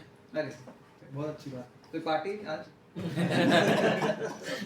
नहीं, शुरुआत में बोला आधा घंटे में जाएगा, 1 घंटा हो गया नहीं जाऊंगा बोल रहे हैं। तो अच्छा, जो गेम है वो तो बहुत इंटरेस्टिंग है, सर उसमें ने बहुत पहला मजा है। पहला सेशन दिया अपना, वो भी अच्छा दिया। नहीं, सर का अच्छा है। Thank you sir. ठीक है, फिर उसके बाद ये भी ये बैकग्राउंड वाली चीज है कि व्हीकल मेंटेनेंस, ठीक है, जो आपके व्हीकल्स है जो एक point A to point be carry कर रहे हैं या कुछ, या अगर वो आपके अंडर आ रहे हैं या जो आपका उस टाइम पे वेंडर है उसने वो मेंटेनेंस शेड्यूल किए नहीं किए हैं, वो ब्रेक डाउन हो जाता है, तो वो भी रिस्पॉन्स, वो भी एक कंटिन्यूस दिमाग में रखना कि वो भी एक बैकग्राउंड में है, चल रहा है। ठीक है, इनएडिक्वेट ट्रेनिंग है अगर हजार्डस मटेरियल को हैंडल करना है।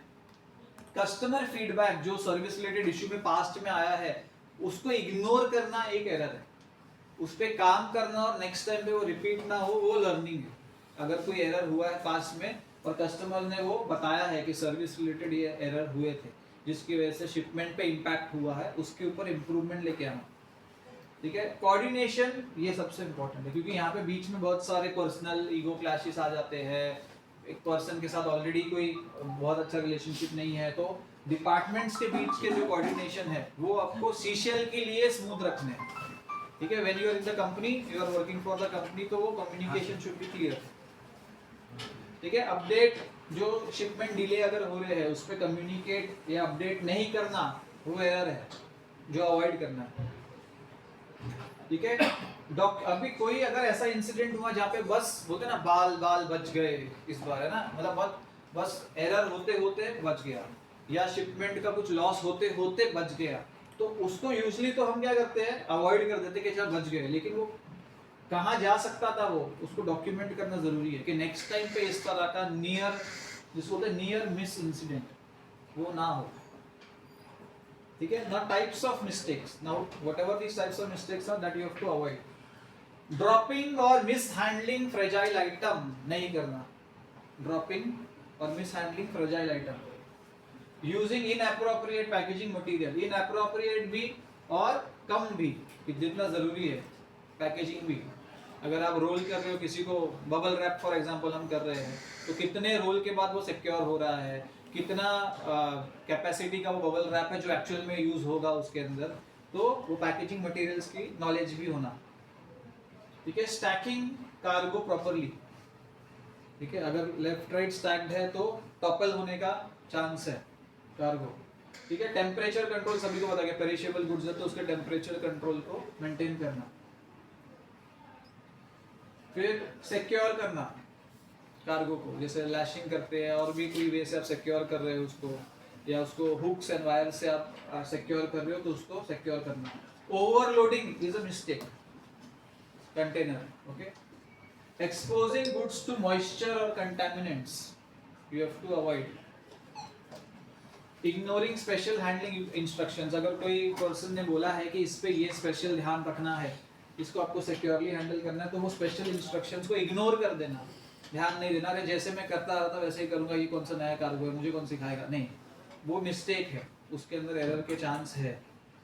ठीक है, रशिंग ये हम लोग बहुत करते हैं क्योंकि सभी को एक, जब भी आप गए CFS में गए, कहाँ भी गए, वहां से हर पर्सन चाहता है कि घर तो लौटे, वापस टाइम पे पहुंचे, है ना, और वो जर्नी जल्दी खत्म हो, क्योंकि वो टायरिंग जर्नी रहता है, वो थोड़ा सा फ्रस्ट्रेटिंग जर्नी रहता है, वो इरिटेटिंग एक्सपीरियंस रहता है, वेदर को आपको फेस करना पड़ता है, चाहे बारिश है, धूप है, जो भी है, तो उसमें आप चाहोगे कि जल्दी हो, ये काम थोड़ा सा जल्दी हो। रशिंग के अंदर जब लोडिंग अनलोडिंग के अंदर एरर होने के सबसे मैक्सिमम चांस है, क्योंकि हम लोग का, जैसे मैंने बोला, ध्यान भटक जाता है जब हम लोग फास्ट कर रहे हैं कुछ काम। एक काम होता है प्रिसीजन, सुई में धागा आपको स्लो ही डालना पड़ेगा, जहाँ पे प्रिसीजन रिक्वायर्ड है वहाँ पे आपको थोड़ा सा स्लो डाउन करना पड़ेगा, तो वहाँ पे एरर्स आपके कम होंगे। ये कॉमन एरर है रशिंग, कोई भी चीज में रशिंग कॉमन एरर है। फास्ट करना है मुझे, जल्दी खत्म कर देना है काम, निपटा देना है काम, ये वाला है ना, ये कॉमन है, ये वाला पार्ट। ठीक है, नाउ पॉसिबल करेक्टिव एक्शंस क्या हो सकता है। एक बॉटल है तो पास करना, फुल है फिर, थैंक यू।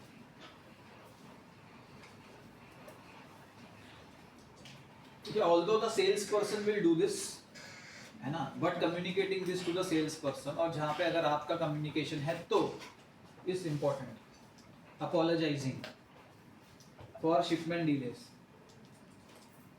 ठीक है, रेक्टिफाइंग, अगर कोई बिलिंग रिलेटेड एरर्स है तो राइट टीम के साथ कोऑर्डिनेट करके उसको रेक्टिफाई करवाना, ठीक है। कभी कभी एक और चीज़ है जो हम लोग के अंदर बहुत कॉमन है कि ये मेरा काम नहीं है, ये मेरा ड्यूटी है, मैं वहाँ पे काम कर रहा हूँ, मेरा ये काम है, ये मेरा काम नहीं है। लेकिन हर पर्सन को एक ऑर्गेनाइजेशन में बनना पड़ेगा क्या, विसल ब्लोअर। विसल ब्लोअर का मतलब है कि कहीं पे कुछ एरर हुआ, कोई फॉल्ट हुआ, जैसे हम रिस्पॉन्सिबल सिटीजन है, आपको कोई बिल्डिंग से धुआं आता हुआ दिखा, आप क्या करोगे, फटाफट वहाँ के सिक्योरिटी वाले को बताओगे, अरे धुआं आ रहा है, वो देख, फायर ब्रिगेड को बोला कुछ तो एरर है।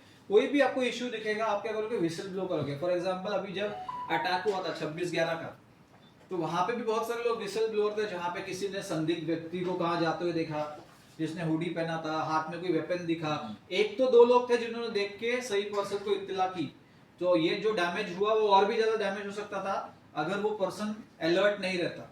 तो we all have to be on alert mode, कि जहाँ पे भी मुझे पता चला और मैं वो काम के लिए रिस्पॉन्सिबल नहीं हूँ, तो जो रिस्पॉन्सिबल है वहां तक कम से कम पर पिजन का काम करके वो मैसेज तो पहुंचाना है, वो उतना मेरा काम जरूर है। पर अभी मैं एडमिन में नहीं हूँ, ठीक है, लेकिन मैंने अकाउंट्स डिपार्टमेंट में कॉकरोच देखा, मैं तो अकाउंट्स डिपार्टमेंट में बैठता नहीं हूँ, घूमने दो उनको, उधर पार्टी करने दो, मुझे क्या लेना देना। पर मैंने एडमिन को बोला कि अकाउंट्स डिपार्टमेंट में कॉकरोच है, आप एक बार देख लो। तो मेरा तो उसमें कोई पर्सनल वो नहीं है, लेकिन ओवरऑल सीशेल के अंदर अगर मैं हाइजीन का पैरामीटर देखूं या सब कुछ देखूं, उसके लिए तो वो जरूरी है। सिमिलरली कोई भी फॉल्ट ओवरऑल सीशेल में कहीं पर भी आता है, जैसे अभी सेल्स वाली टीम ने डिजिटल मार्केटिंग टीम में कोई पोस्ट देखा और बोला ये पोस्ट इंप्रूव हो सकता है, वो इनपुट है तो ले लिया, वहां से भी इनपुट ले लिया। सभी से इनपुट हम ले सकते हैं और सभी को इनपुट दे सकते हैं। तो एरर्स के लिए विसल ब्लो करना और सही पर्सन को इत्तला करना, ठीक है। Conducting thorough investigations into incidents, जहां पे भी एरर थे, जिसको हम बोलते हैं रूट कॉज एनालिसिस करना उस इंसिडेंट के बारे में। wherever it is required with the help of the management, compensating for, ये जो compensation अगर टाइम पे होता है और सही सर्विसेज मिलती है, तो ही मैंने बोला तो ही सेल्स पर्सन क्लेम करते हैं क्या, सर कुछ भी हुआ हम है ना, वो हम है ना में हम में ऑपरेशंस ही है, सेल्स है ना नहीं है, सर हम देख लेंगे। कौन देख लेंगे, हम कौन है, ऑपरेशंस ही है ना, हम सेल्स नहीं है। सेल्स तो सेल्स तब देख लेगा, बाद में सेल्स तो देख भी नहीं पाएगा कुछ, है ना। तो वो हम है जो जहाँ पे क्लेम कर रहे हैं सर कुछ हुआ तो विल कंपेंसेट, वो भी किसके भरोसे पे कर रहे हैं, ऑन द ऑपरेशंस टीम, ठीक है। Implementing corrective training for the staff, ठीक है। एक और चीज मेरा सजेशन है सर कि मंथ में एक बार आपका इंटरनल, आप करते भी होगे, एक तो 2 तरह की मीटिंग होती है, एक है प्रॉब्लम हुई उसको सॉल्व करने, प्रॉब्लम सॉल्विंग मीटिंग, एक है प्रॉब्लम प्रिवेंटिंग मीटिंग। 2 तरह की मीटिंग है, एक है कुछ तो हुआ और हम सब इकट्ठे बैठ जाते, सेल्स में कुछ हुआ ऐसा सब बैठो, अरे हाँ ऐसा क्यों हुआ, क्या हुआ, तो ऐसा। और दूसरा है अरे भाई तू बता तेरे कंसर्न्स, तू बता, एक सजेशन सबसे लिया, फीडबैक सबसे लिया, आगे के लिए प्लानिंग के लिए सबसे इंफॉर्मेशन ली और कुछ इंप्लीमेंट किया, इसको बोलते हैं प्रिवेंशन मीटिंग। और ये क्रॉस डिपार्टमेंट भी हो सकती है, खासकर ऑपरेशंस और सेल्स वाले पर्सन मंथ में एक बार तो बैठे आधे घंटे के लिए, भाई तू बता तुझे किस चीज के आंसू आते हैं, हम बताते हैं हमारा दुख, दोनों अपने दुख सामने रखेंगे। जहाँ पे लॉजिकल वे से आप जो भी चीज हैंडल कर सकते हो, आपको उसको वहाँ पे रेक्टिफाई करनी पड़ेगी जब प्रॉब्लम आने से पहले ही।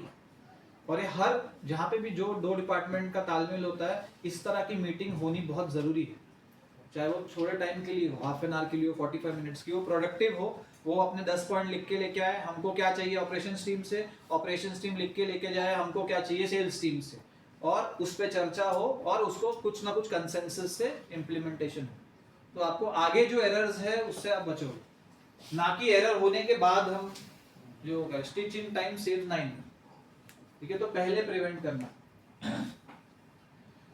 ठीक है। रिवाइजिंग प्रोसीजर, अगर कोई प्रोसीजर था जो जिसकी वजह से मिस्टेक हुई, वो प्रोसीजर को के अंदर बदलाव लेके आना, ठीक है। एक्यूरेट शिपमेंट का जो स्टेटस है वो रिपोर्ट करना, अभी जो कंडीशन है वो कौन सी सिचुएशन में, कहाँ पर है, लोकेशन, उसका ट्रैकिंग एक्सेट्रा। ठीक है, कम्युनिकेट करना है कहाँ पे, स्टेक होल्डर्स के साथ भी, मैनेजमेंट के साथ कंटिन्यूसली चैलेंजेस को, जैसे आपने बोला कि सॉफ्टवेयर या और कोई टेक्नोलॉजी एडवांसमेंट से अगर हम लॉन्ग रन में कॉस्ट प्रिवेंट कर सकते हैं तो उसको कम्युनिकेट करना। और इस तरह से कम्युनिकेट करना, देखो हर पर्सन को सेलिंग तो करनी पड़ने वाली, तो आपको यहाँ पे यही सेल करना है मैनेजमेंट को कि ये जो हम सोल्यूशन मांग रहे हैं ये मैं अपनी कंपनी के लिए यूजफुल है, ये सेल करना है, वो बाय कर देंगे तो आपको सोल्यूशन मिल जाएगा। ठीक है, ठीक है, ठीक है। Revising handling procedure for fragile item. ठीक है, रीट्रेनिंग सेशन स्टाफ के लिए, अगर जहां पर भी लग रहा है कि उनको वापस से याद दिलाना है कि what are the dos and the don'ts.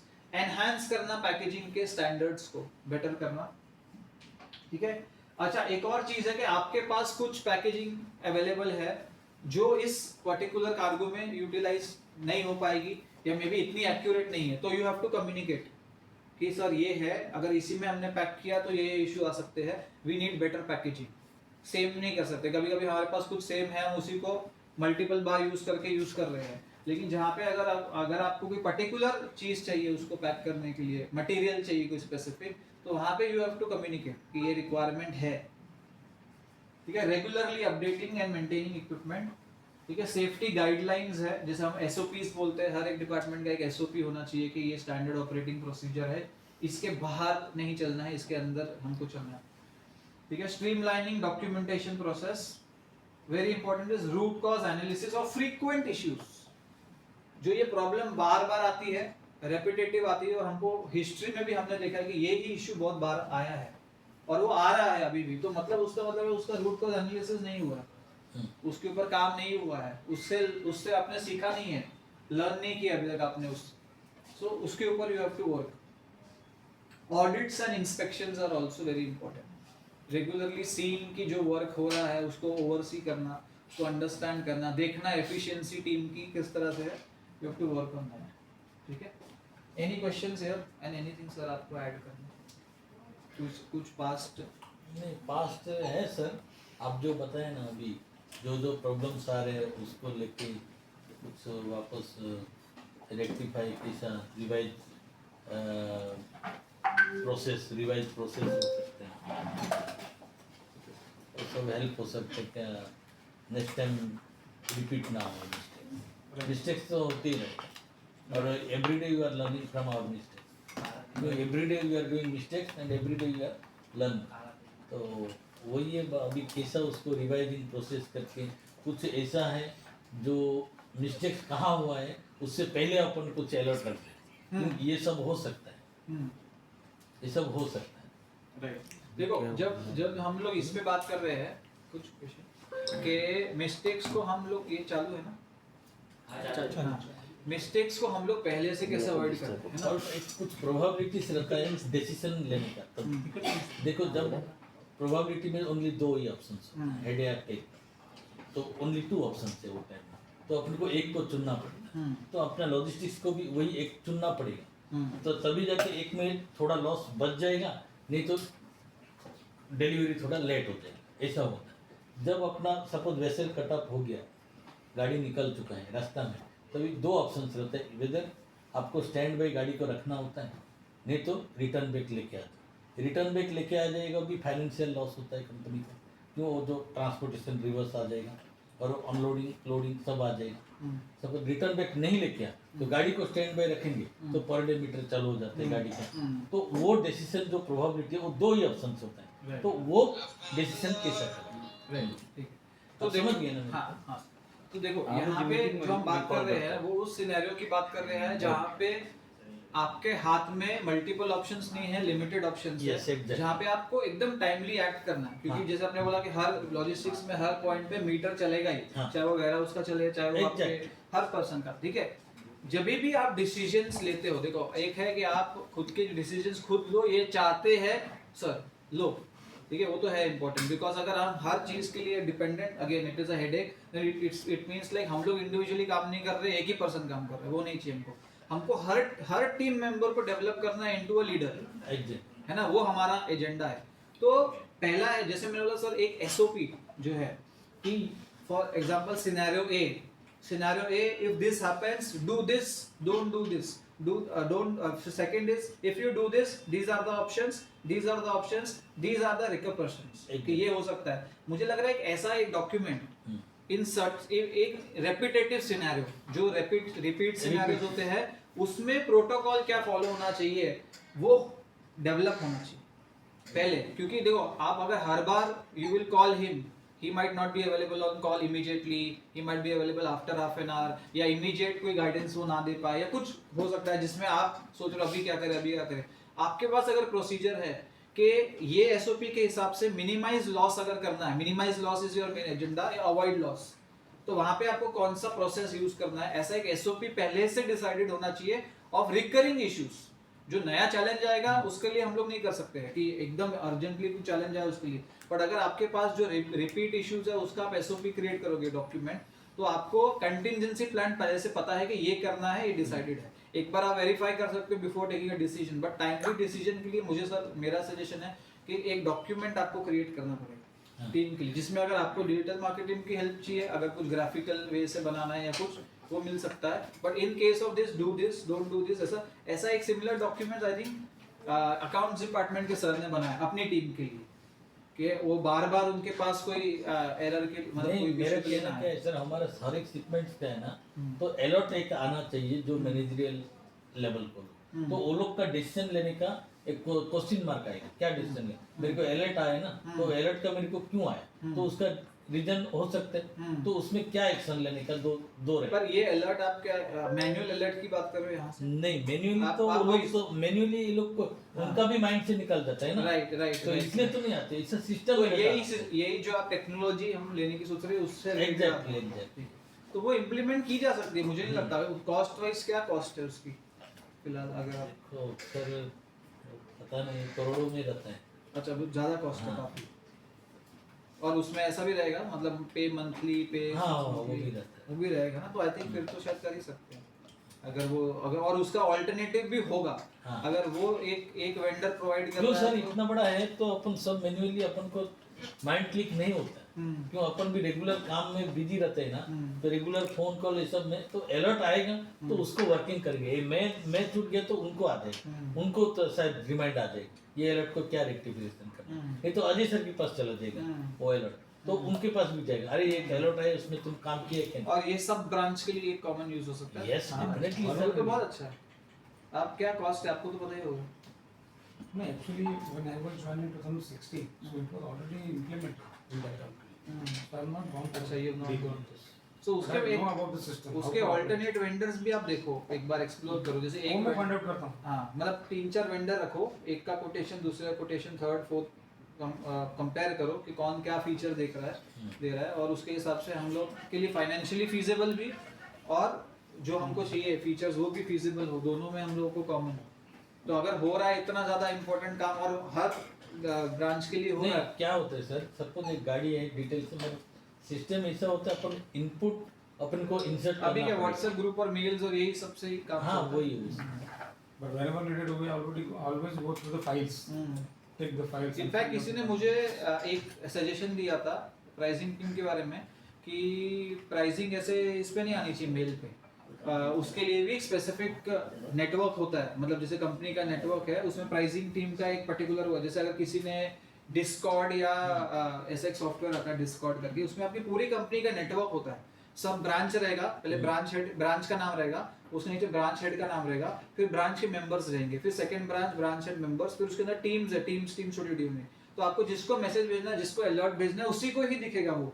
अभी मुझे भी आते हैं प्राइसिंग के मेल, मैं क्या करूँ उसका, है ना, तो किसको क्या इन्फॉर्मेशन जानी चाहिए वो भी जरूरी है।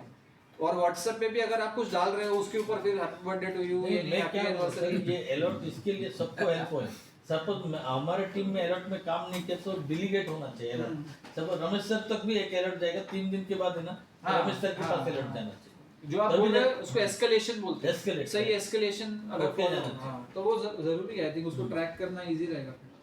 तो भी सॉल्यूशन मिल निकालो, मेरे को लगता है हो जाएगा 3 महीने में तो हो ही जाएगा। आप थोड़ा सा अफोर्डेबल वेंडर ढूंढो, करते हैं सर। ठीक है, just 5-7 minutes then we will play this practical game, है ना। Yes sir. ठीक है। हाई स्टैंडर्ड्स कैसे मेंटेन करके रेगुलर इंस्पेक्शंस ऑफ कार्गो जो आपको इन्वॉल्व करना है। उसके बाद में स्ट्रिक्ट पैकेजिंग स्टैंडर्ड कि ये पैकेजिंग का नॉर्म है, इससे नीचे की क्वालिटी में I don't have to pack my cargo in any way. International regulations के साथ कंप्लायंस करना है, ठीक है। क्लेanलीनेस जो है स्टोरेज के एरियाज के अंदर मेंटेन करके रखना है, ठीक है। उसके बाद में customer feedback mechanisms is very important, वही आपको इम्प्रूव करने में हेल्प करें कि कस्टमर्स क्या बोल रहे हैं, ओवरऑल जो उनका लास्ट माइल डिलीवरी का एक्सपीरियंस है उसके बारे में, ठीक है। ये मैंने जो आपको बोला कि स्टैंडर्ड ऑपरेटिंग प्रोसीजर कि जो कॉमन सिचुएशन है उस सिचुएशन में क्या करना चाहिए, कम से कम 10 ऐसी कॉमन सिचुएशन, 15 ऐसी कॉमन सिचुएशन, ये करो, ये वर्क नहीं किया तो ये करो, ये एक ऐसा मैप की तरह जैसे आप बोल रहे हो ना, वो मैप की तरह अगर डॉक्यूमेंट भी क्रिएटेड रहता है तो बेसिक चीजों के लिए तो कम से कम everyone will not come to it, जहाँ पे उनको पता है कि क्या करना है। और वो जब काम करेगा तो उनको पता हो जाएगा हाँ ये डॉक्यूमेंट काम कर रहा है, इस सिचुएशन में ये किया और ये नहीं किया तो जो था शिपमेंट सेव हो गया एंड लॉसेस मिनिमाइज हो गए, ठीक है। And the contingency plan we have already spoken, solve problems also, हाँ ठीक है। तो step by step guide is identify common failure. तो आप भी एज अ टीम में बैठ के जितने पास में कॉमन फेलियर्स हुए जो रिपीट रहे वो उसके सबके अंदर सबके हाँ, साथ हाँ डिस्कस करके उसे लिस्ट बनाना, लिस्ट। फिर वो फेलियर का नेचर क्या था, ये हाँ। फेलियर मैनुअल एरर था, ये फेलियर पैकेजिंग रिलेटेड था, ये फेलियर जो आप ट्रांसपोर्टेशन था उससे रिलेटेड था, ये फेलियर टाइम पे एक्ट नहीं करने की वजह से हुआ, या ये फेलियर पावर फेलियर से हुआ, या कोई सा। तो फिर वो आपको पता चल जाएगा कि रूट कॉज एनालिसिस उसका क्या है और उसका बैकअप सॉल्यूशन क्या रख सकते हो, ठीक है। सेट क्लियर एक्सपेक्टेशंस म्यूचुअली कि मेरा मुझसे क्या एक्सपेक्टेशन है, मैं क्या लेवल का काम करके दिखाना चाहता हूँ और मेरा टीम से क्या एक्सपेक्टेशन है, वो बहुत म्यूचुअली सेट होना चाहिए। क्योंकि personal first is personal responsibility और personal satisfaction, then comes organisational responsibility and satisfaction. आप डायरेक्टली ऑर्गेनाइजेशन के लिए रिस्पांसिबल नहीं होते, पहले अपने लिए होते।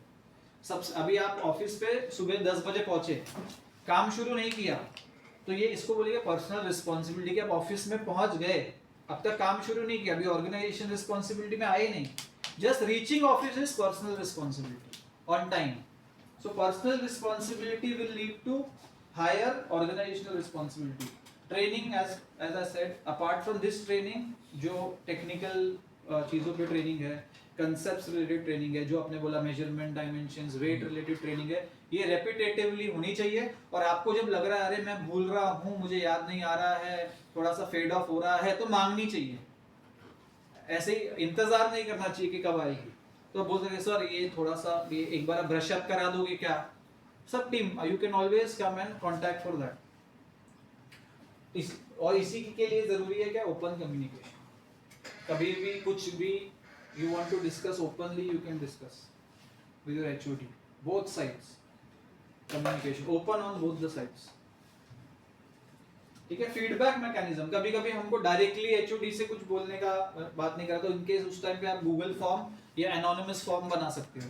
एक पेपर बनाओ जिसमें नाम का वही नहीं है और उसमें share your inputs and feedback सब में बांट दो और उनसे इकट्ठा कर लो, आपको सिर्फ फीडबैक मिलेगा, नाम नहीं मिलेंगे, लेकिन आपको पता चलेगा कि टीम क्या सोच रही है, टीम का माइंडसेट क्या है, टीम के चैलेंजेस क्या है, टीम कहाँ पे मुझे लग रहा है कि मैं और एक्स्ट्रा कुछ प्रोवाइड कर सकता हूँ, उनकी रिक्वायरमेंट्स क्या है, तो ये फीडबैक मिलेगा। डिस्क्लोजर ऑफ फीडबैक राइटर, हाँ बिना उसके, हाँ बिना उसके उनके नाम के डिस्क्लोज नहीं। तो ये हाँ ये मुझे लगता है हर टीम में ऐसा ओपन फीडबैक रहना चाहिए, तो लोग भी बिना डरे लिख सकते हैं कि उनके है सर अपने पास बॉक्स। अरे बहुत अच्छा है, बहुत अच्छा है। आई थिंक मुझे नहीं लगता कि सब डिपार्टमेंट में है ऐसा बॉक्स, मैं तो फर्स्ट टाइम ही सुना है कि नहीं, ऐसा हमारे साथ नहीं है सर।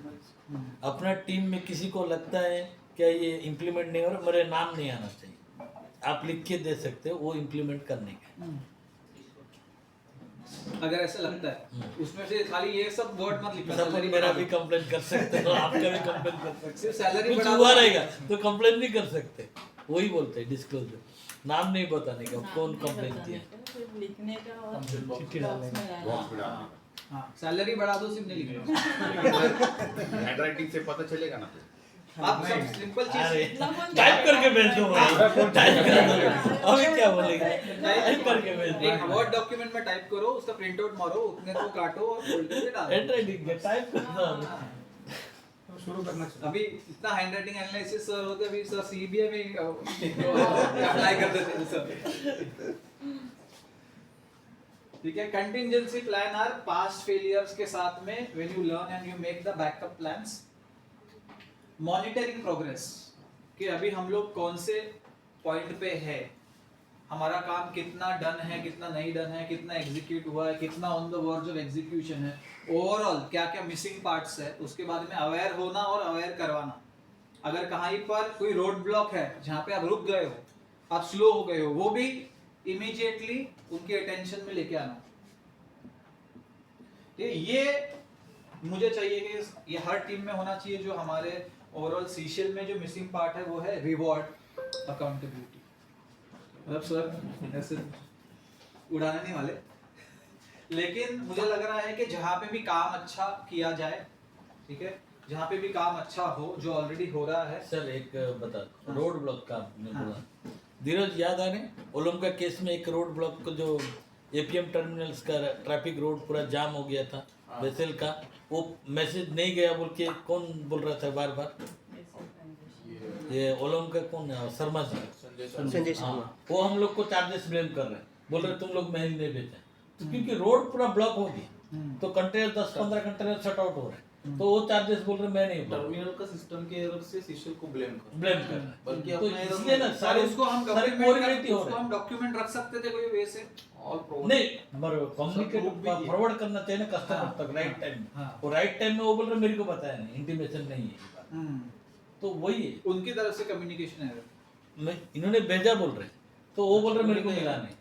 अननेसेसरी ऊपर ब्लेम अपना सीशियल के पर हमने जो भेजा वो हमारे पास डॉक्यूमेंटेड हाँ सेंटेटिव में है है ना, उसका। बस ठीक है। तो वही है, ये सब चीज मॉनिटर करना जरूरी है। राइट, मॉनिटर करना जरूरी है। देखो ये वाले पार्ट पे आते हैं ना, एज अ टीम। देखो पहला है कि खुद को रिवॉर्ड करना, मींस इतना समझना, जैसे हमने स्टार्टिंग में बात की थी कि मैं एक इम्पोर्टेंट काम कर रहा हूँ ऑपरेशंस में होने के वजह से, सीशियल में भी मैं एक इम्पोर्टेंट काम कर रहा हूँ, लेकिन मेरी टीम भी ये जाने, मैनेजमेंट भी ये जाने कि मैं इम्पोर्टेंट काम कर रहा हूँ और मैं कितना इम्पोर्टेंट काम कर रहा हूँ। तो जैसे सेल्स वालों के रिवॉर्ड्स होते हैं, है ना, उनके इंक्रीमेंट्स होते हैं या उनको कुछ बेनिफिट्स मिलते हैं, maybe not same level but कुछ benefits should come to operations team also. दूसरा है इन हाउस, एक है फ्रॉम मैनेजमेंट, एक है इन हाउस, ठीक है। तो maybe sir HODs can take into consideration कि मेरे टीम मेंबर को मैं कैसे मोटिवेट करूं, ठीक है, मैं उसको मोटिवेट करूं फॉर एग्जांपल पिकनिक लेके जाके, मैं उसको मोटिवेट करूं कोई कूपन दिलवा के, मैं उसको मोटिवेट करूं कोई उसको प्रमोशन के लिए आगे पुश करवा के, मैं उसको मोटिवेट करूं अच्छे शब्द बोल के, मैं उसको मोटिवेट करूं किस तरह से, ये भी डिसाइड करना बहुत इंपॉर्टेंट है। क्योंकि रोज जो हमको मोटिवेशन मिलता है वही हमको नेक्स्ट डे हैप्पीली ऑफिस में आके काम करने के लिए वो करता है, पुश करता है।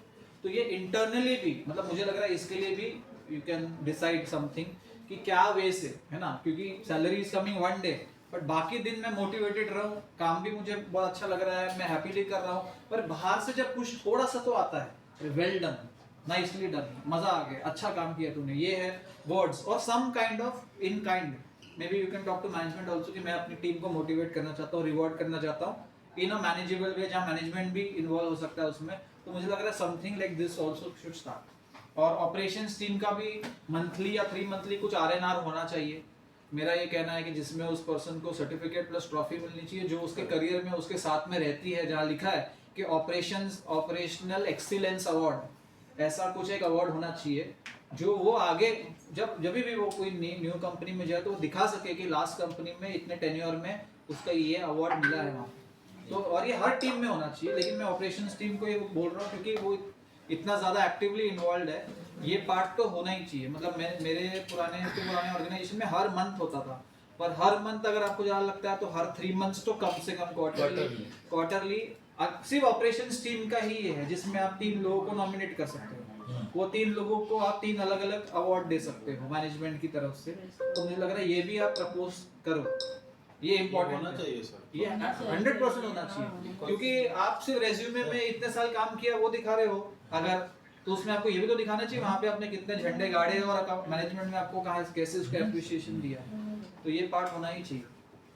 और ये मतलब it does not cost anything अगर देखा जाए तो, मतलब कॉस्ट मायने नहीं रखता सर, वो रिवॉर्ड मायने वही बता रहा हूँ मैं। मतलब अगर कोई रोड ब्लॉक, जैसे हम बोलते हैं ना मैनेजमेंट की नजर में कॉस्ट जैसे रोड ब्लॉक, मैं बोल रहा हूँ यहाँ तो ऐसा भी कोई रोड ब्लॉक नहीं है।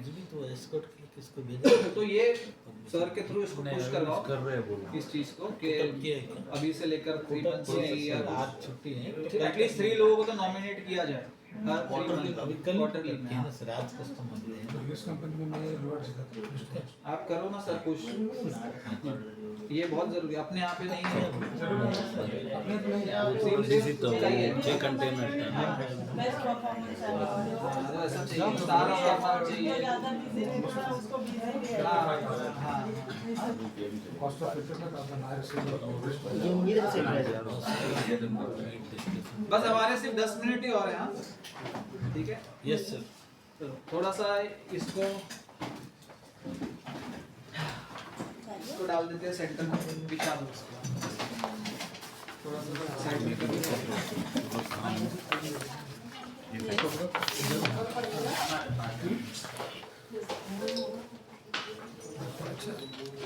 सर